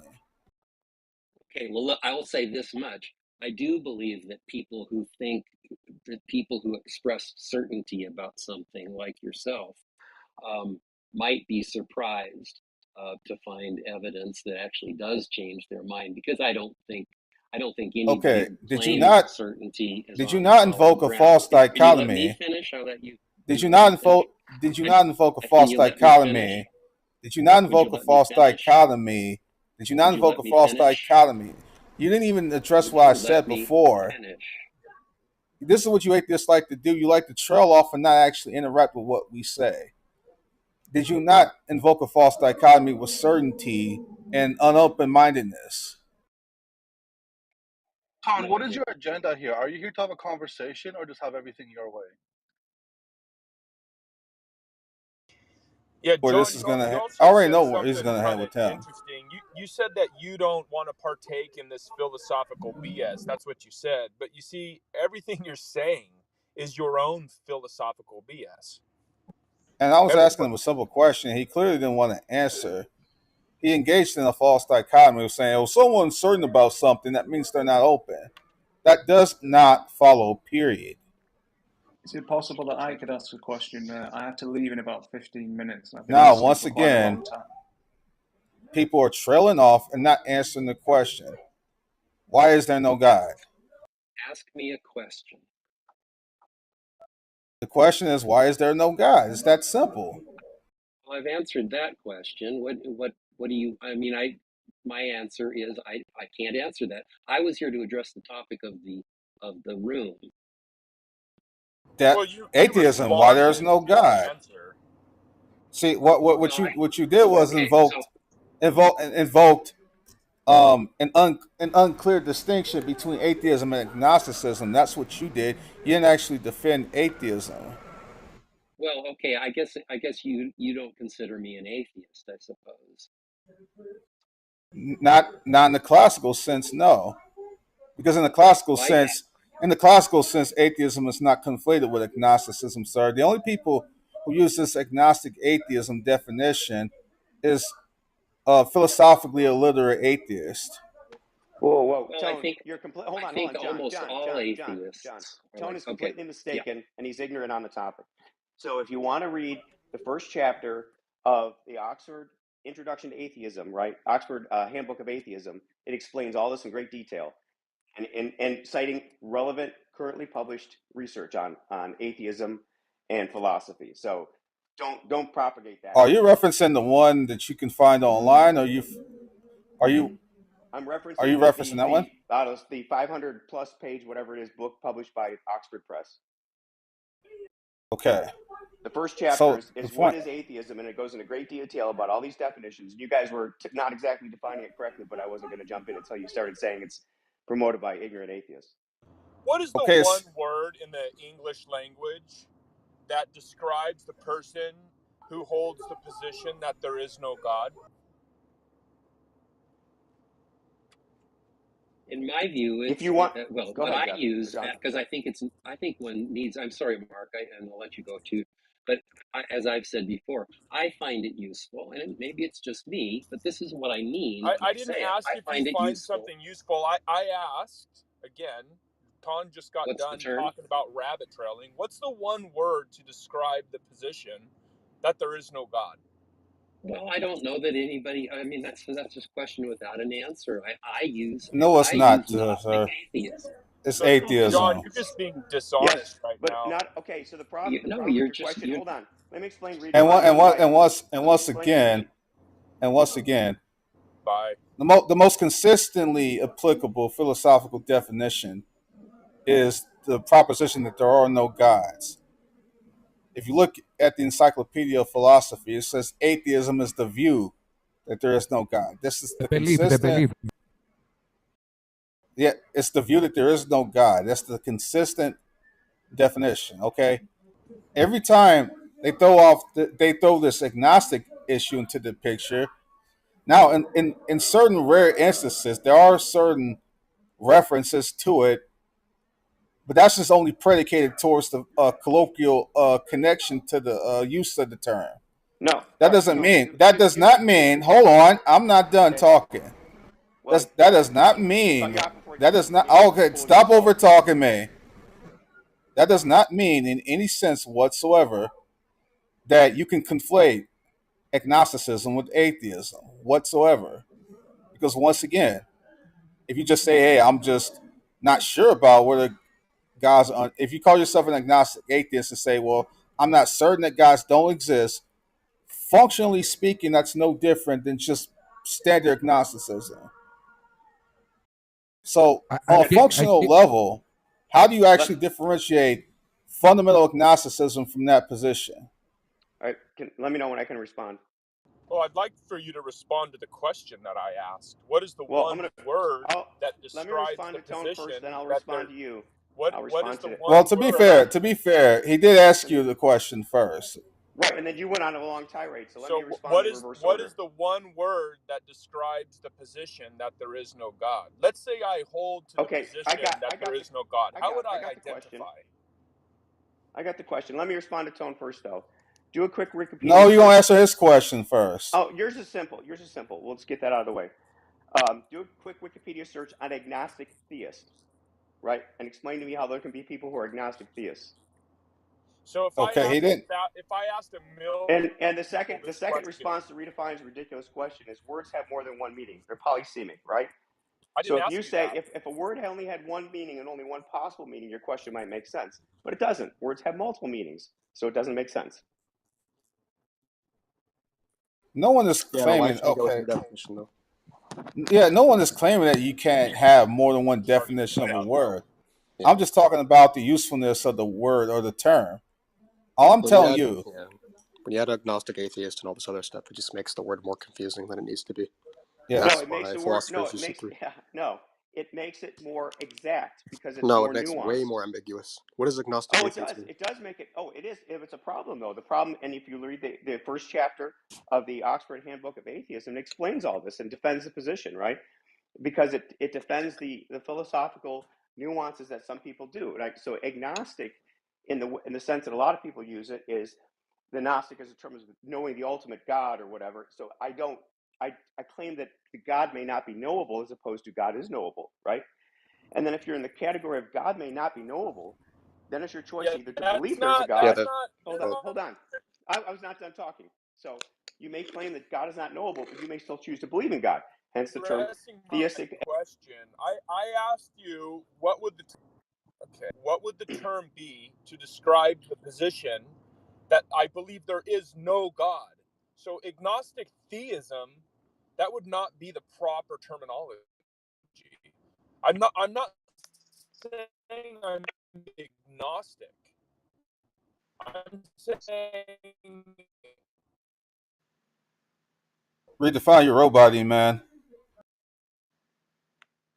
Go to any good thesaurus and put in the word there is atheist.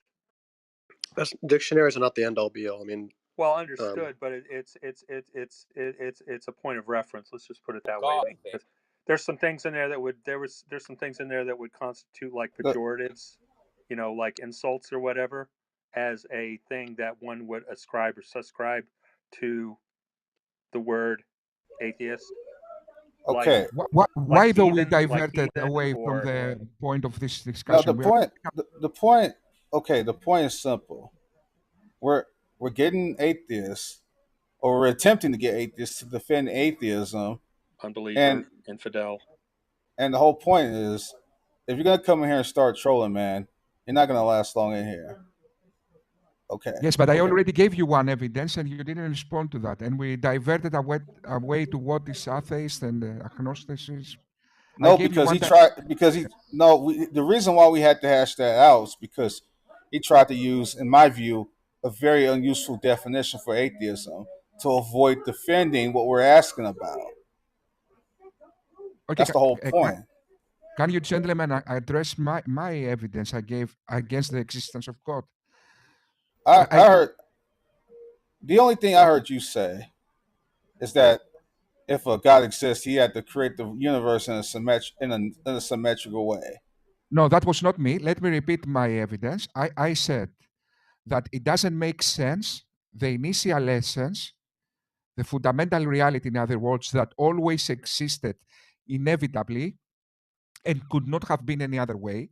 It doesn't make sense this being a consciousness, because consciousness implies some kind of complexity, some kind of complex essence to support consciousness.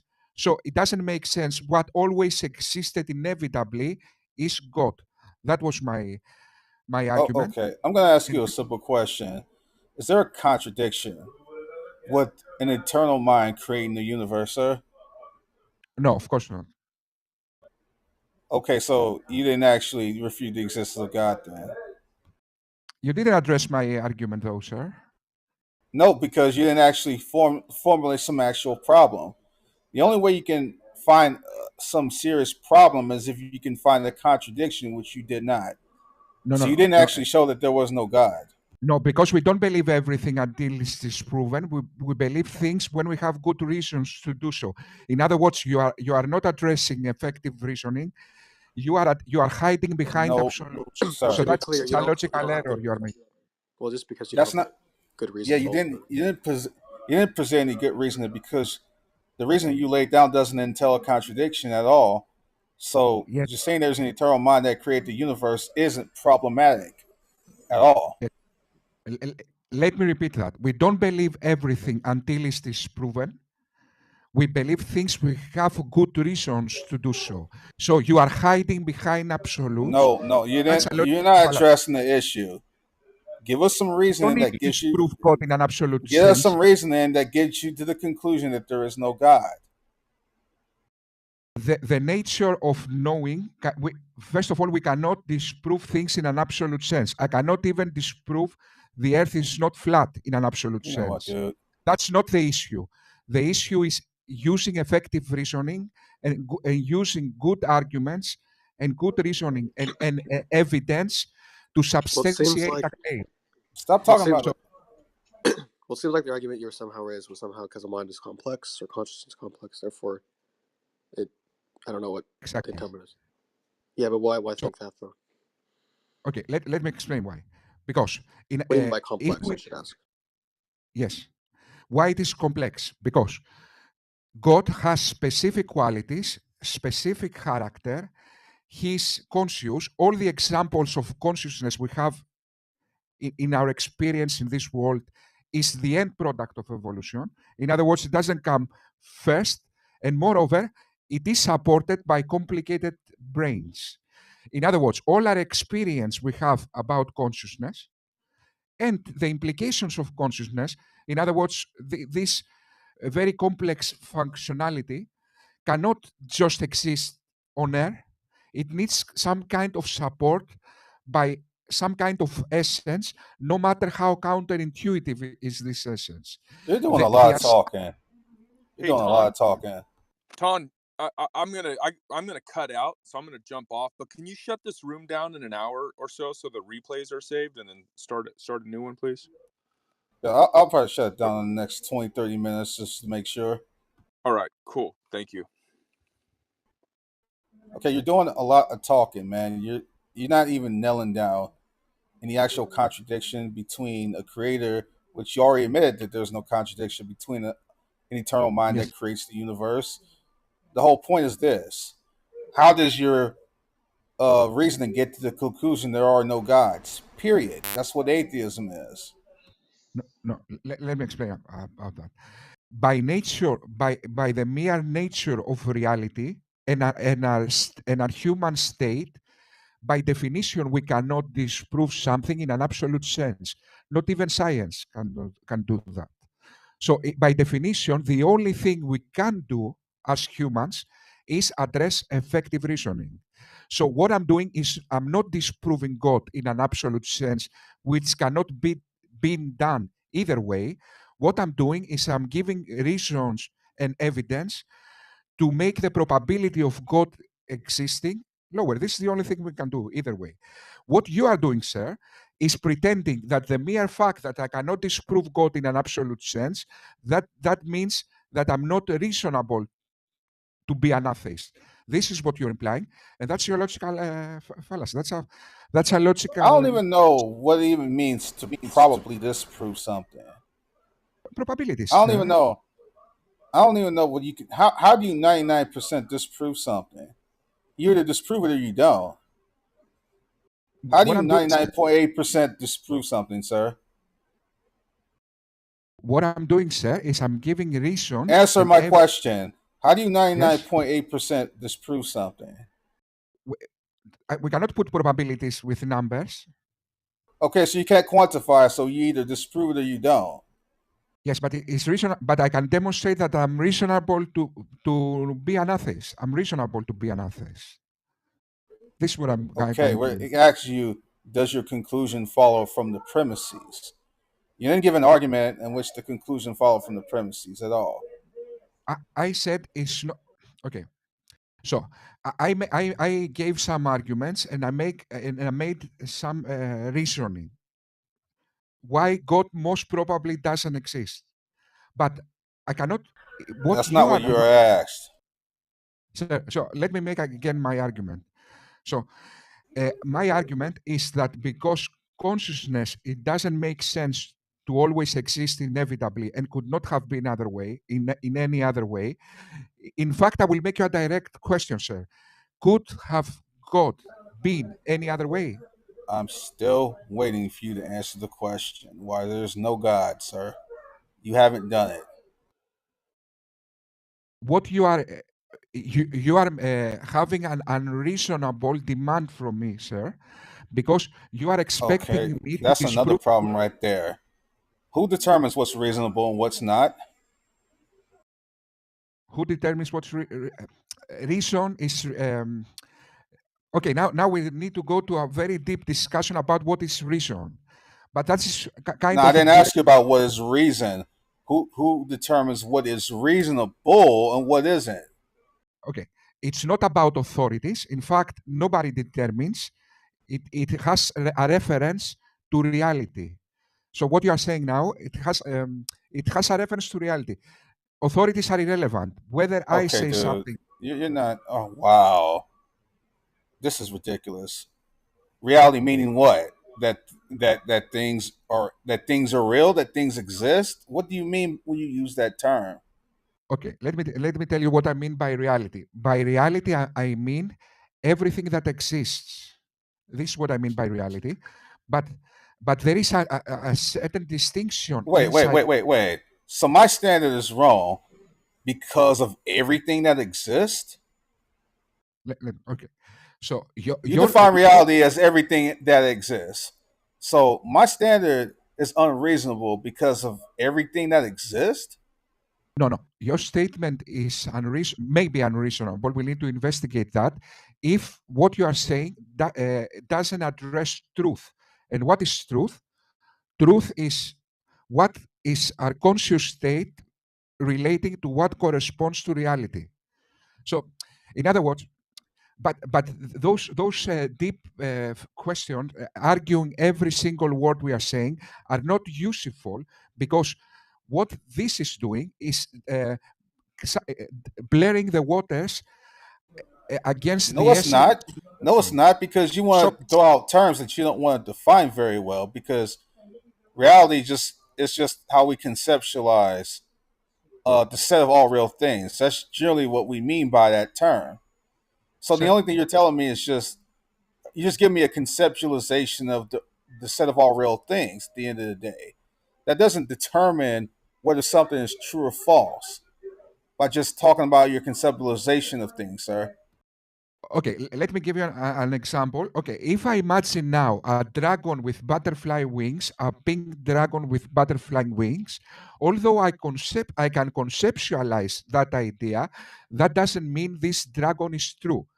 So we need to make a distinction in reality of our conscious abilities to conceptualize things and what are things that are actually true. And what defines the things that are actually true is that they need to exist outside of our mind is some kind of reality that is the yardstick that is defining what is true. Do you accept? Do you agree with this statement, sir? Uh, Comport. No, repeat that. Repeat what you just said. I Of want to make course, sure sir. I'm following Yes, of course. correctly. Yes, of course. Sorry about that. So my communication skill is not very efficient. So what I gave I said I gave an example, and I said we can imagine or conceptualize a dragon with butterfly wings. That doesn't mean this dragon is true. Okay, so we can see a movie, Lord of the Rings, let's say.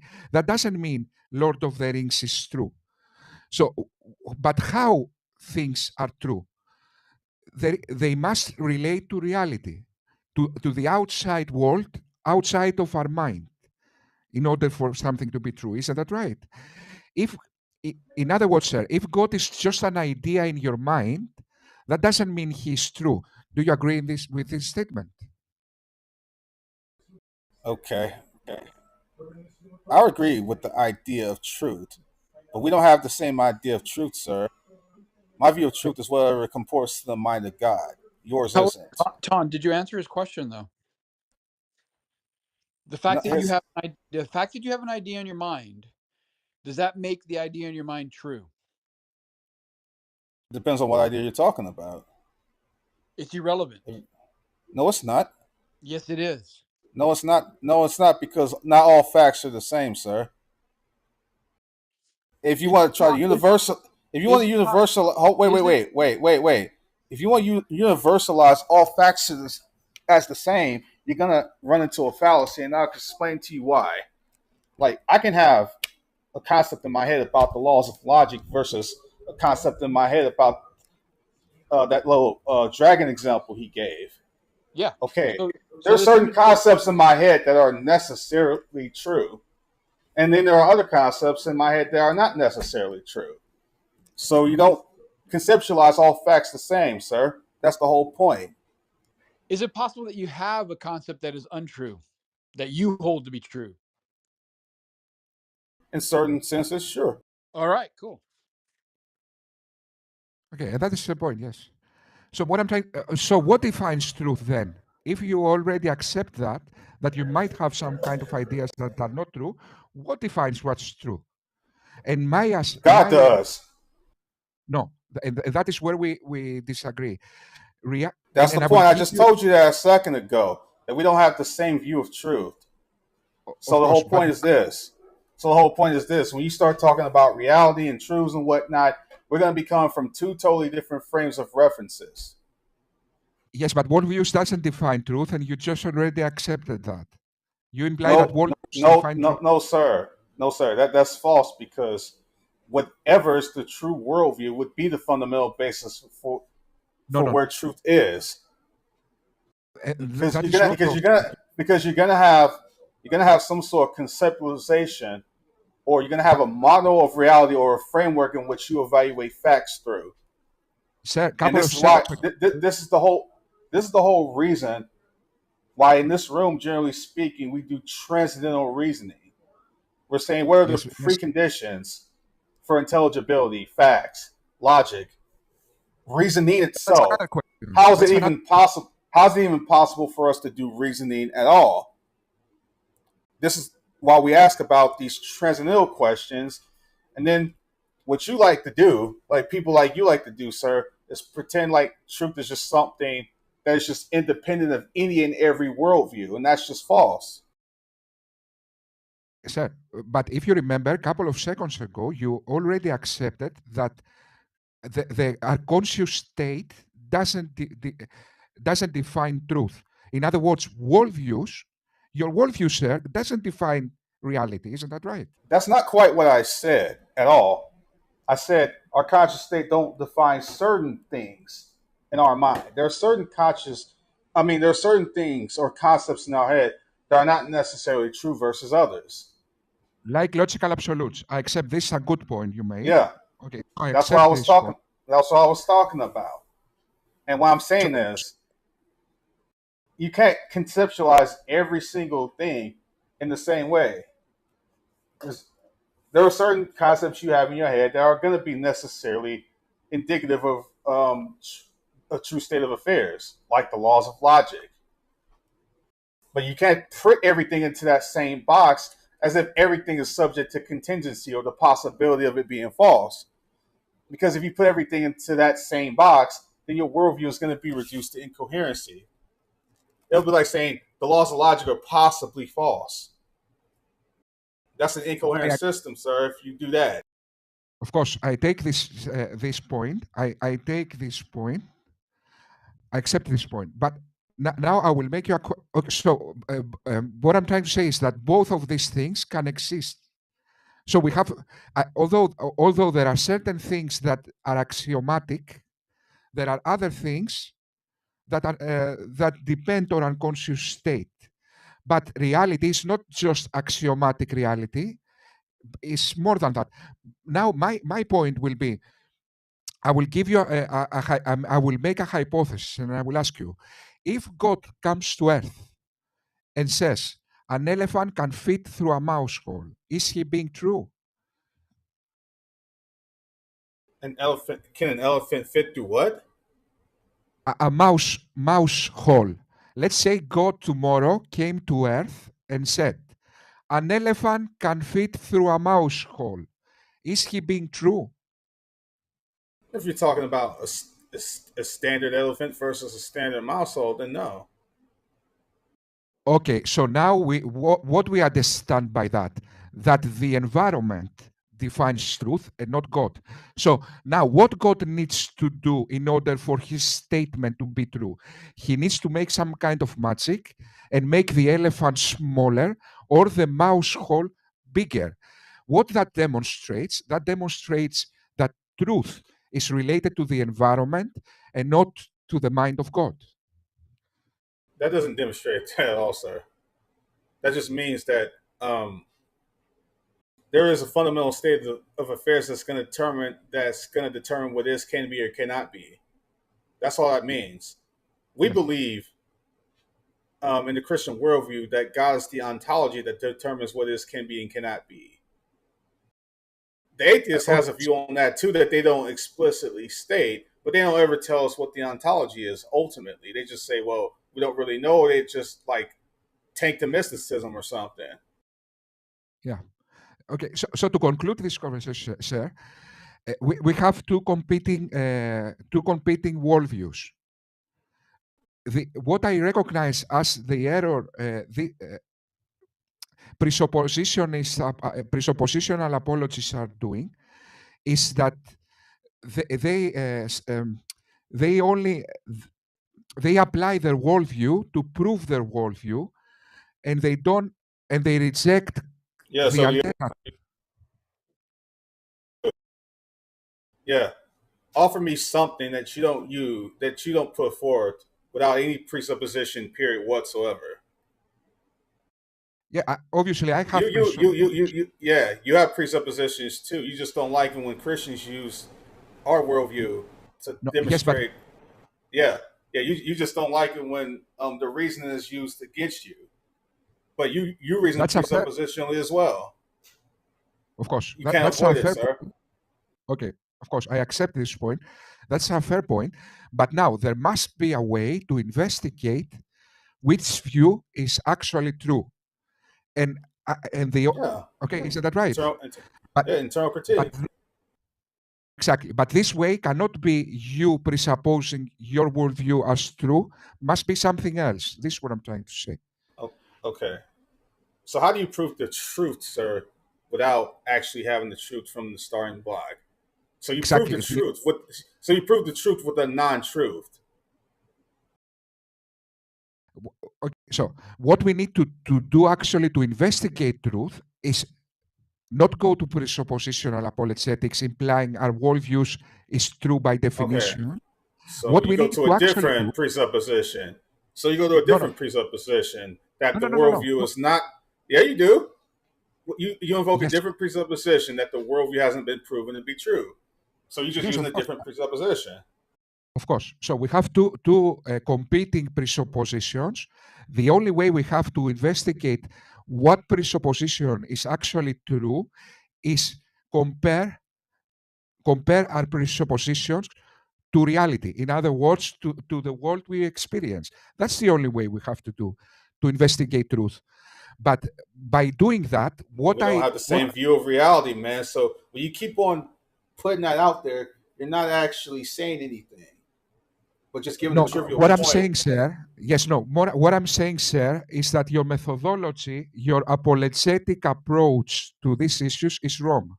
The presuppositional approach to these issues is a rationally wrong approach. This is what I No, demonstrate. you're saying the biblical approach is wrong, but you got a No, no, presuppositional no, approach too. It's just non-biblical. sir, no. The biblical approach can be You true, have a but non-biblical approach, do you not? yes, I already accepted that.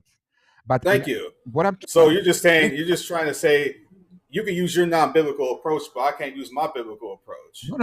no. Of course, you can use your biblical approach, but the yardstick we have to investigate truth is not your worldview, neither my worldview. Is reality. This is what I'm trying to say. So But when you accept, that's based on the presupposition that reality is independent of any of our views, or so reality is some sort of neutral, or reality is some sort of neutral space in which we evaluate facts, which you haven't demonstrated. yes, but now what you are doing, sir, is going away, diverging from effective reasoning. And what is the No, I'm problem not. with? No, I'm not. I'm asking you: have you demonstrated that reality is some neutral space in which we evaluate facts? Have you demonstrated that? Oh, so no, that's another question. What I'm trying to say, sir, is look, we No, use sir. philosophy. Stop. Either reality is a neutral space or it isn't. Which is it? If we assume that truth is not doesn't correspond to reality, that means that we are You know what, completely man? denied. You know what, man?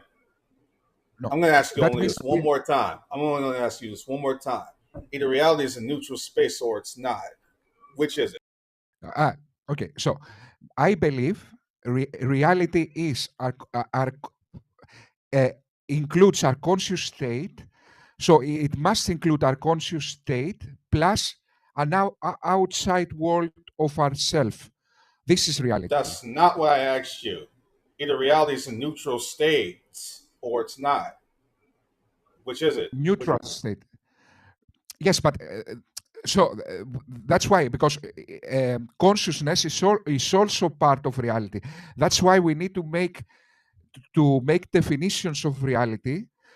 The reality is not just one. In other words, there is some kind of outside reality of our consciousness, but also our consciousness is part of reality, but it's not the Not. same. The Which is same. it? I don't know why it's like pulling teeth to get an answer out of you. If you were to ask me that same question, I'd say reality is not a neutral state. I can answer that question just like that. It's I don't know really why it's so hard for you specific. to answer that question. That's It's because of your presuppositions about belief. reality, bud. That's because of your belief, Ton. Yeah, no crap, Sherlock. That's That's true because of about your For that. the other belief. worldview too, they get You different don't hold if you metaphysics don't than hold us. if you don't hold that belief, then it's not. There's Well, I'm something asking them. there. That's just trivial. That's just trivially true, dude. You're Now not saying listen, anything listen. of substance. So I'm asking. Well, let me ask you the same question: is reality a neutral space or Have you ever not? heard the term neutral monism? Okay, I'm going to ask Socrates is you doing good again. there. You're not going to add. I'm You're going to not ask going to you do again. that. Specific Is You're philosophical not term. going to do that. is reality a neutral space or not, sir? Not not according to some Neutral schools of monism has metaphysics. nothing to do with that. I'm not asking about some schools Oh, of for metaphysics. shit! I'm asking you. Asking You, me, sir, asking me is do like you asking my believe? opinion. Asking me is like Do asking you my opinion. do you look? I I want don't to know care. your view. I I told don't you care. my view. I don't I want to care. know your view. I don't Okay, care. so you don't even want to step in the ring yet. You want to make claims Oh, and step in the statements. ring. Yeah. So you want to run your mouth without a worldview, Oh, don't you? for yeah, That's what you okay. want to do. You want to run your Is that mouth. really part of the Baloney. discussion? I wanted to Exactly. address Socrates actually. Yeah, just Well, yeah, go he's play. using some Go play in the uber kiddie pool, worldview that then sir. judges these other conceptual schemes and things. Well, our Yeah, conceptual schemes have to line up with this reality. It's yeah, distinct from the worldviews. yeah, he can stay in the That's, kiddie pool. This is yeah, ridiculous. he's just rambling. At least The Socrates answer led a is, guys, discussion. the answer comes from ancient Greece. So there were some philosophers in ancient Greece. They were the sophists. What is the difference of They're sophistry relativists. Yeah, with they're philosophy? relativists. Okay, I'm gonna ask you Pre-Christian, again. pre-Christianity. Oh yeah, it was.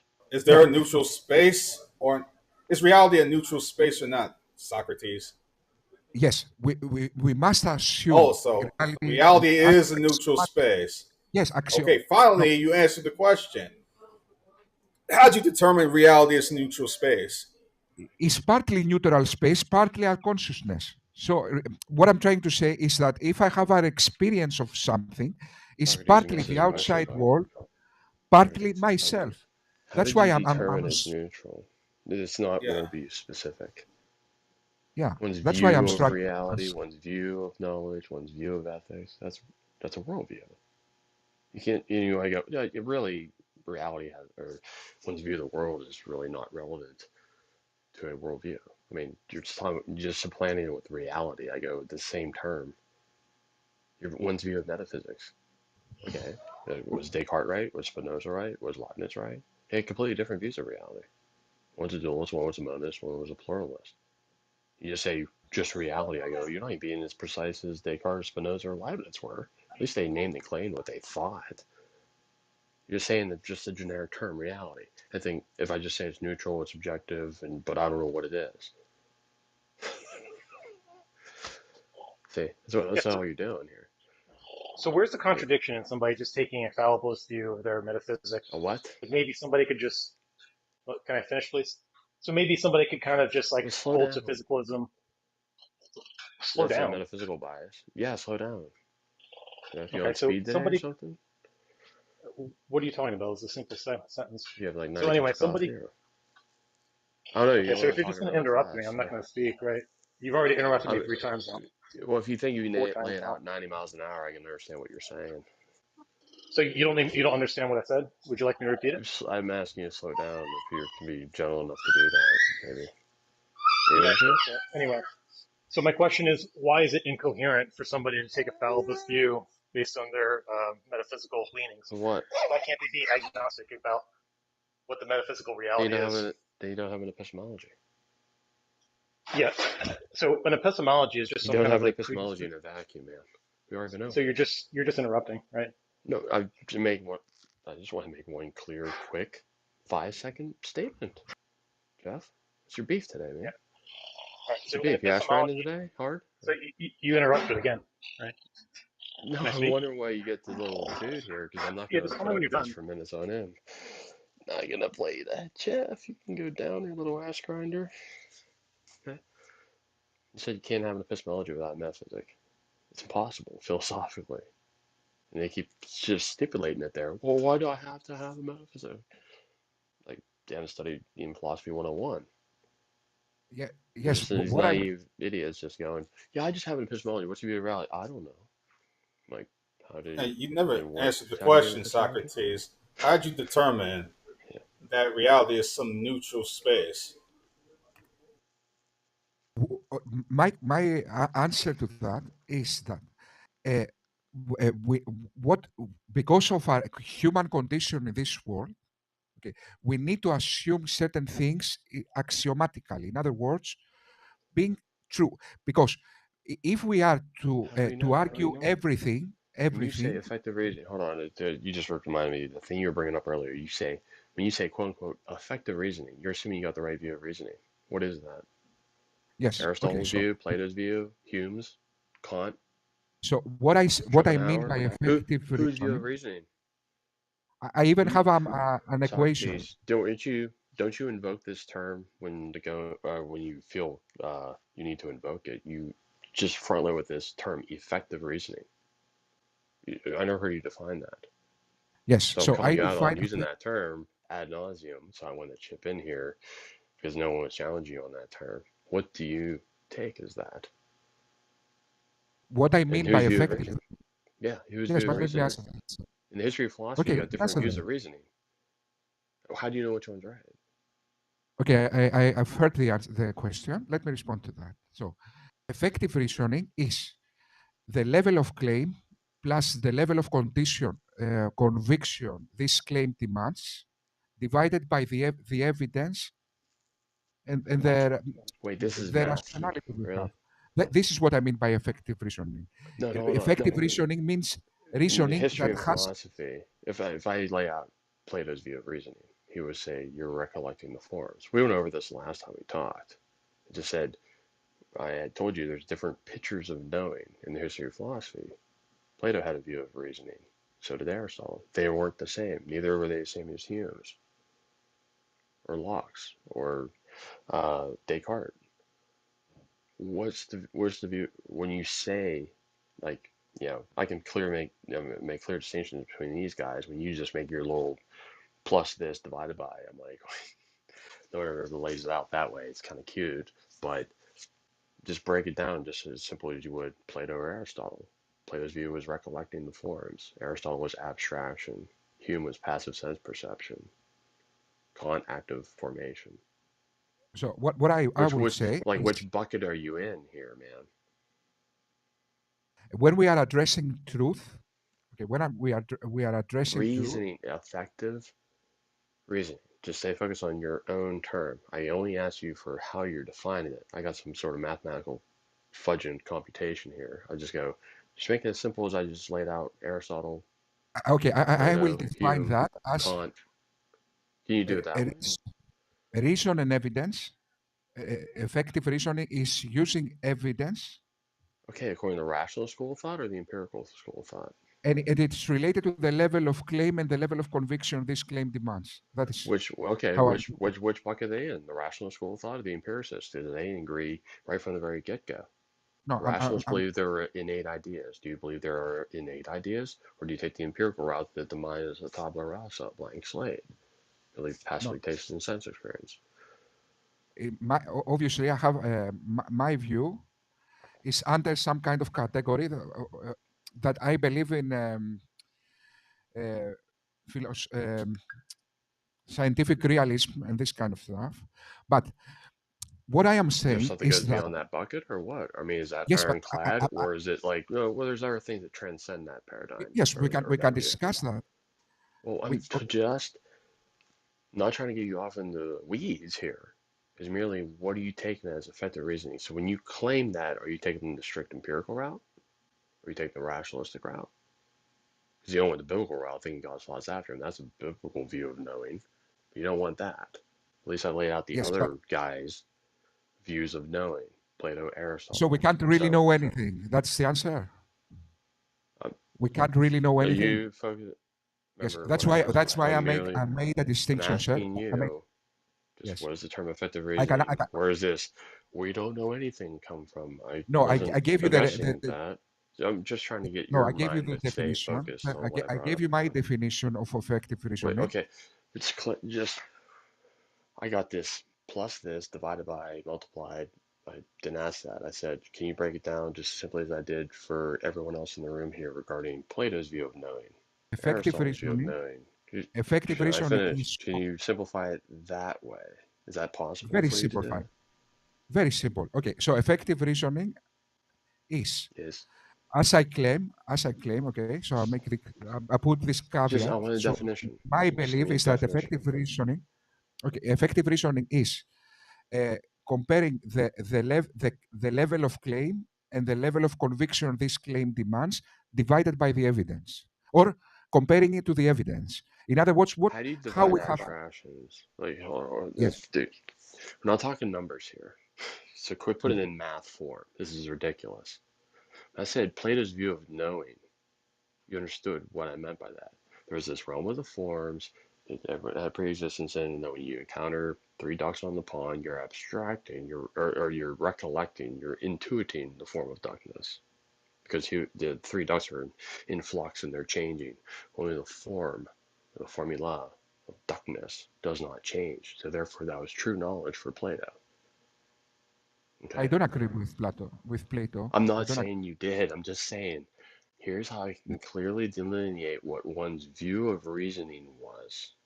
Now, he differed from Aristotle. Aristotle differed with him. He said, no, you abstract the form from Huey, Dewey, and Louie on the pond, the three ducks. There's no Instead of immaterial realm of these forms. He said there's an immanent, dynamic, changing form, or in the realm of change, there were, you okay, know, the Plato abstraction had an idea, process going on there. Aristotle had an idea, I have an idea how I'm we not define getting who into is the true. weeds regarding it. I'm merely giving them as illustrations, which is I want you to do for your view. Make it simplistic, right to the So point, where I can this is the describe time Plato and I Aristotle understand. clearly show a distinction, and then if we add Socrates' son to these two previous philosophers, we can see how these three distinguish from each other. What's Exactly. So Socrates' son's view of knowing? Is no, it abstraction? Is no, it recollection? no, Is it intuition? no, knowing. My view of knowing is What is that it?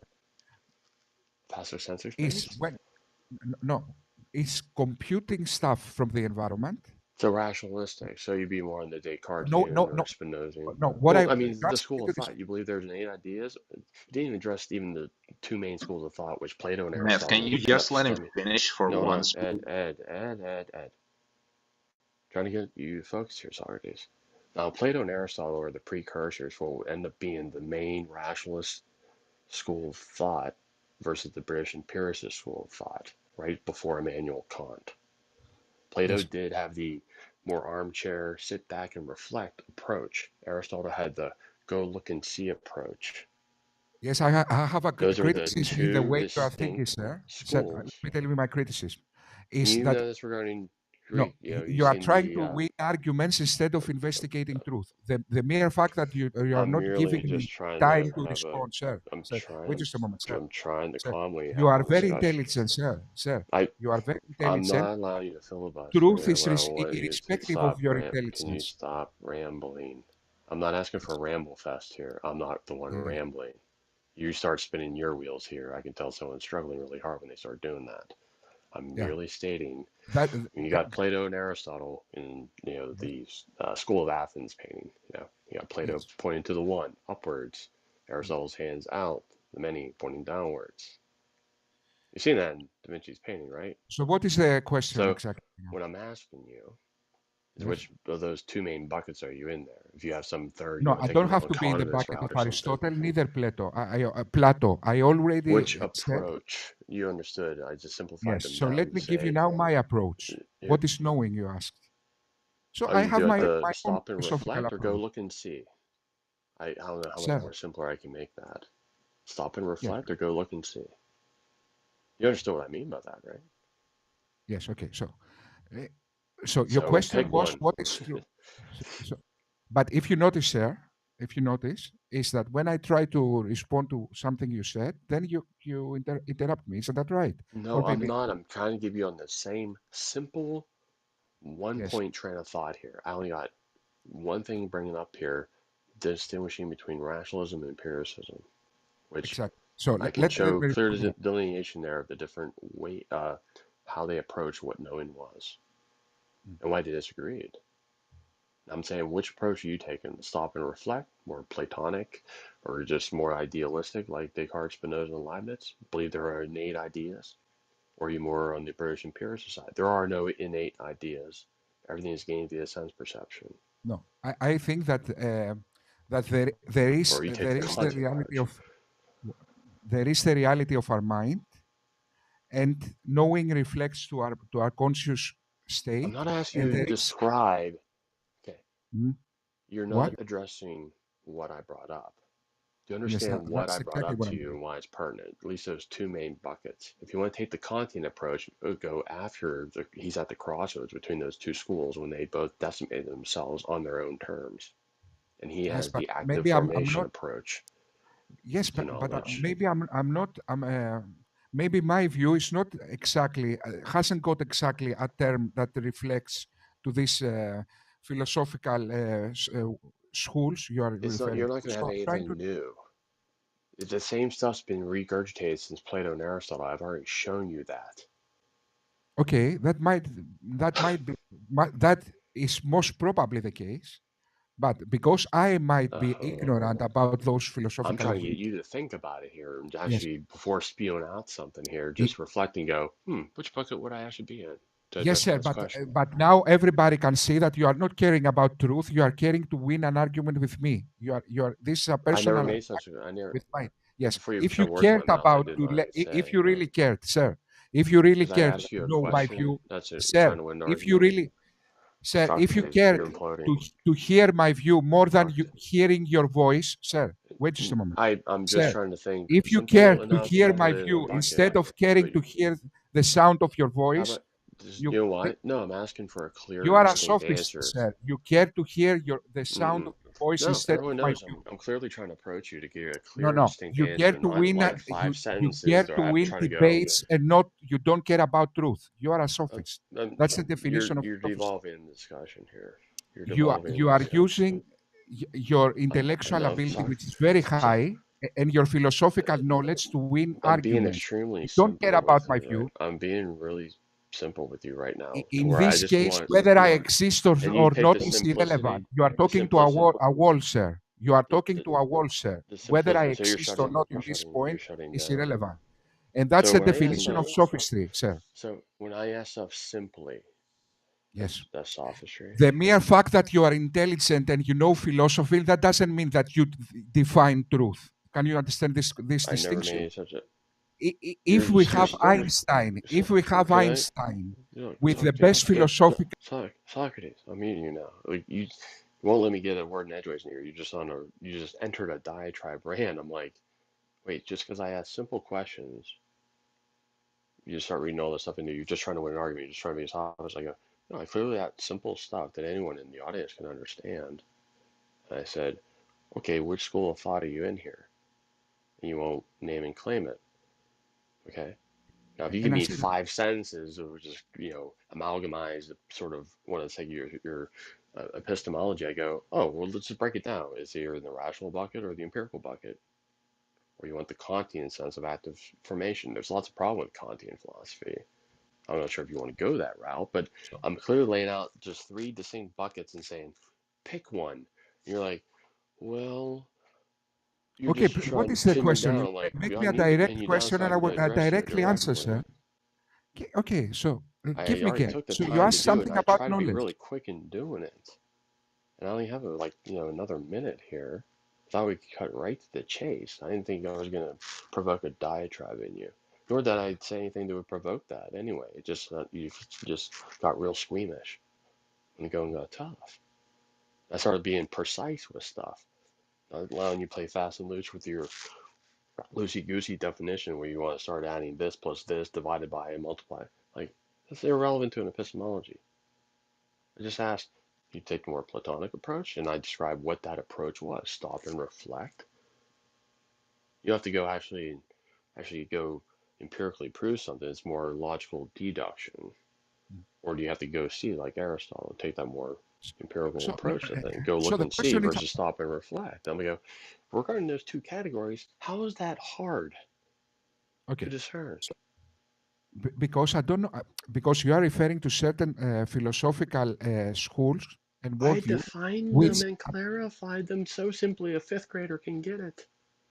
okay. So I let broke me it down for tell a you fifth what I grader. believe about. Plato had this, Mr. Kindergartner. Plato was this guy, and he had this sort of stop and reflect approach. He idealized about this realm of the forms. He didn't actually go look and find them.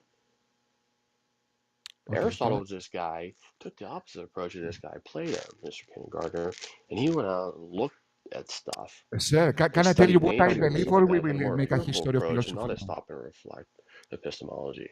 I go, Kindergarten, you understand that? They go, yes, sir, I can understand the different approaches to that. They're completely different. Or Sir, asking Socrates' son, you saying, already won the which one are you debate, taking? sir. You already won the debate and the impressions, and you are As more I was intelligent just and chipping more in, philosophically I equipped than sat me. back, That's a was fact. listening in the audience. I only had a Yes, few but now, minutes to engage. It wasn't, hey, I got to come in and win a debate now. I go, I'm trying to get some clarifying do you care things about here. no?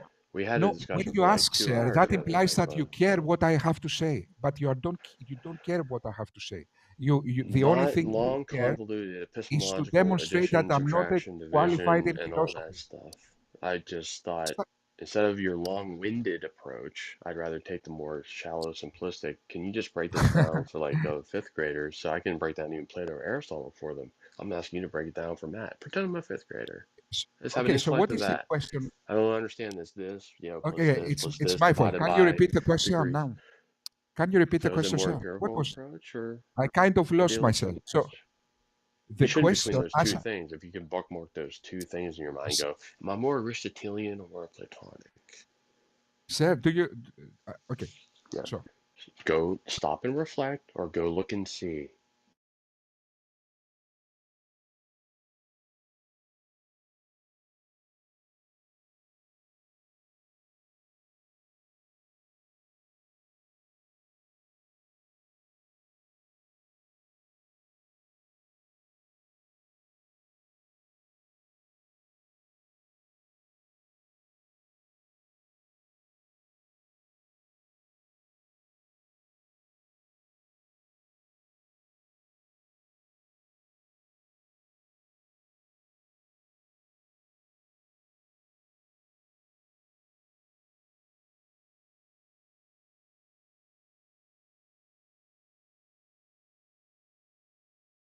fake religions one after the other, these cults and all sorts of stuff. Like, it's just been happening for years and years and years. People making up shit.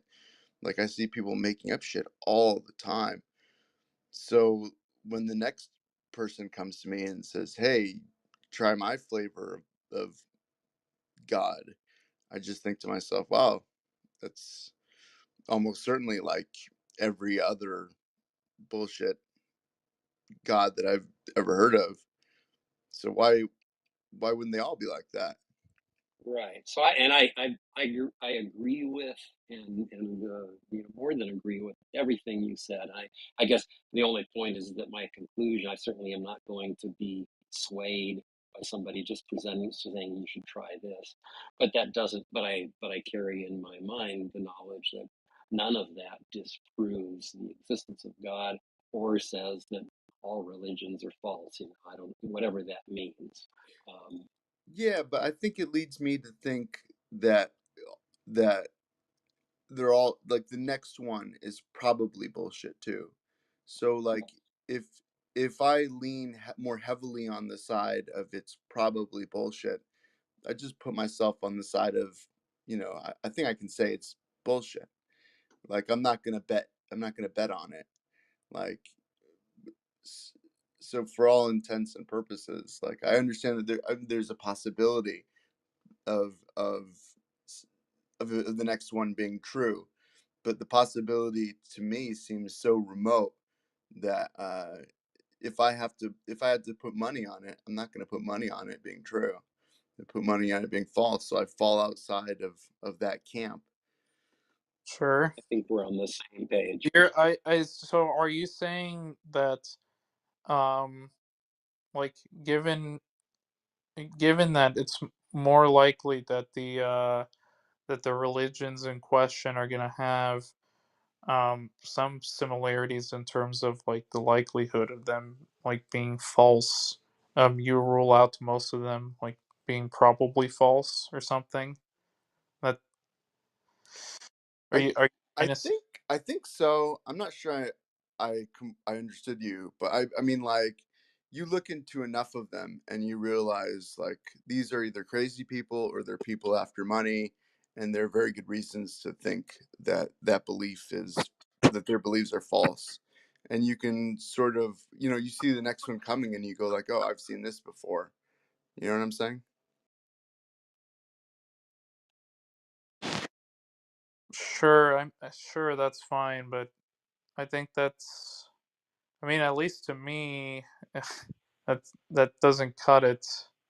I think there needs to be a stronger case to be made against like the ontological commitments that the theist is going to have in most cases for their God, and investigate those than just merely give an inductive case, because like I can think of many ways that the theist is going to attack and say, well, like maybe um, we could realize that the atheists are doing this because they're conceited, they're sinful, They want to have an excuse to have a lot of sin, and that's why they give these bullshit arguments. I mean, they could turn the logic that you applied for your argument and use that against atheists. Now, that's fine, but I mean, I don't find that to be an adequate reason if we're looking at like if we're comparing like the different metaphysics and epistemologies that we have, it'd be better to just investigate their background of beliefs first. And then once we arrive at the foreground of those beliefs, then we can evaluate whether or not what they're saying is actually uh, like probably true or is rational or is concise or even coherent at a basic level. Not just that um, given the datum that we have, that's most likely true. I think that's putting the cart before the horse. I think first we need to investigate where they're coming from, what their pre theoretic intuitions are, understand their language, and then we can have a conversation about whether or not their religion is false. And honestly, for most people, I don't even think it's worth their time. Like most people are in these groups worried about metaphysics anyway. Like metaphysics is for people who are wealthy, independently wealthy, and can sit around, you know, on their chairs smoking their pipe and wondering about, you know, what's behind reality. I think most people just fucking go to work every day and come home exhausted and eat dinner and go to bed. Like I don't think it's worth it. I don't think every claim that people make is worth the time, honestly. I just think it's really telling that I have yet to meet a religious person that became religious because of any of these arguments. Like they use the arguments after they're believers, but they don't, that's not why they believe. And so to me, that's pretty Definitely. damning. Yeah, No, it I just shows the worthlessness of arguments. I was gonna say the same thing, Christina. Like that's why I was saying, like, I thought a Christian was up here going like, no, you have to justify, you know, what you believe with a deductive argument specifically. And I was thinking to myself, like, the same thing you just said.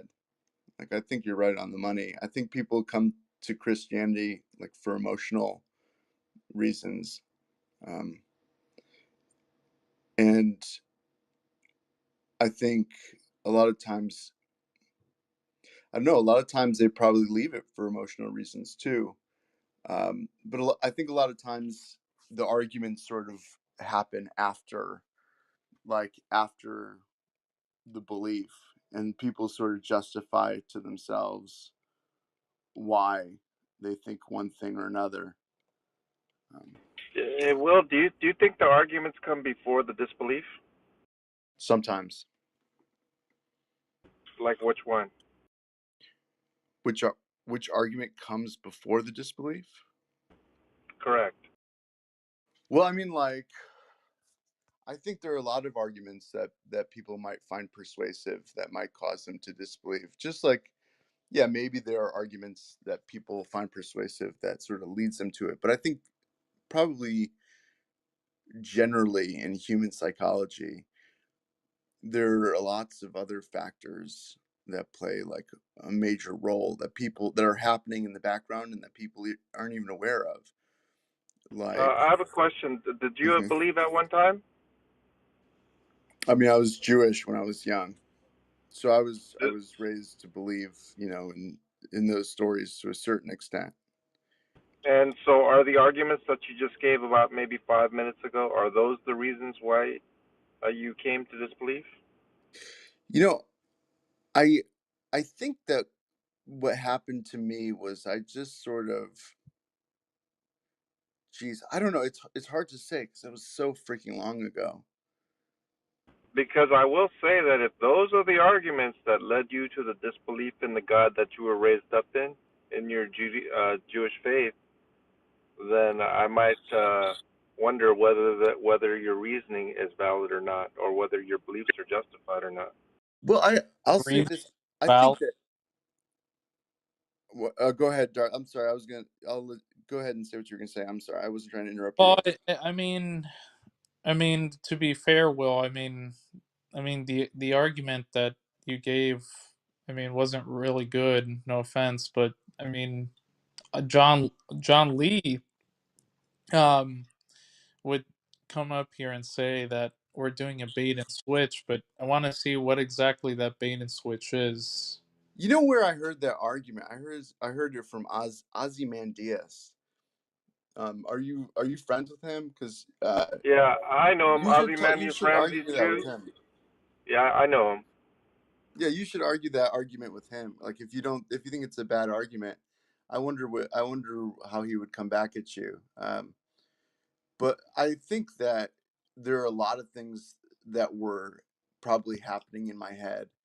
Like I think it's sort of hard to believe some of those stories in the Old Testament. And then you just start to like compile facts in your head, right? You start to learn things about how the world works. And then all these little ideas start to come into conflict in your head.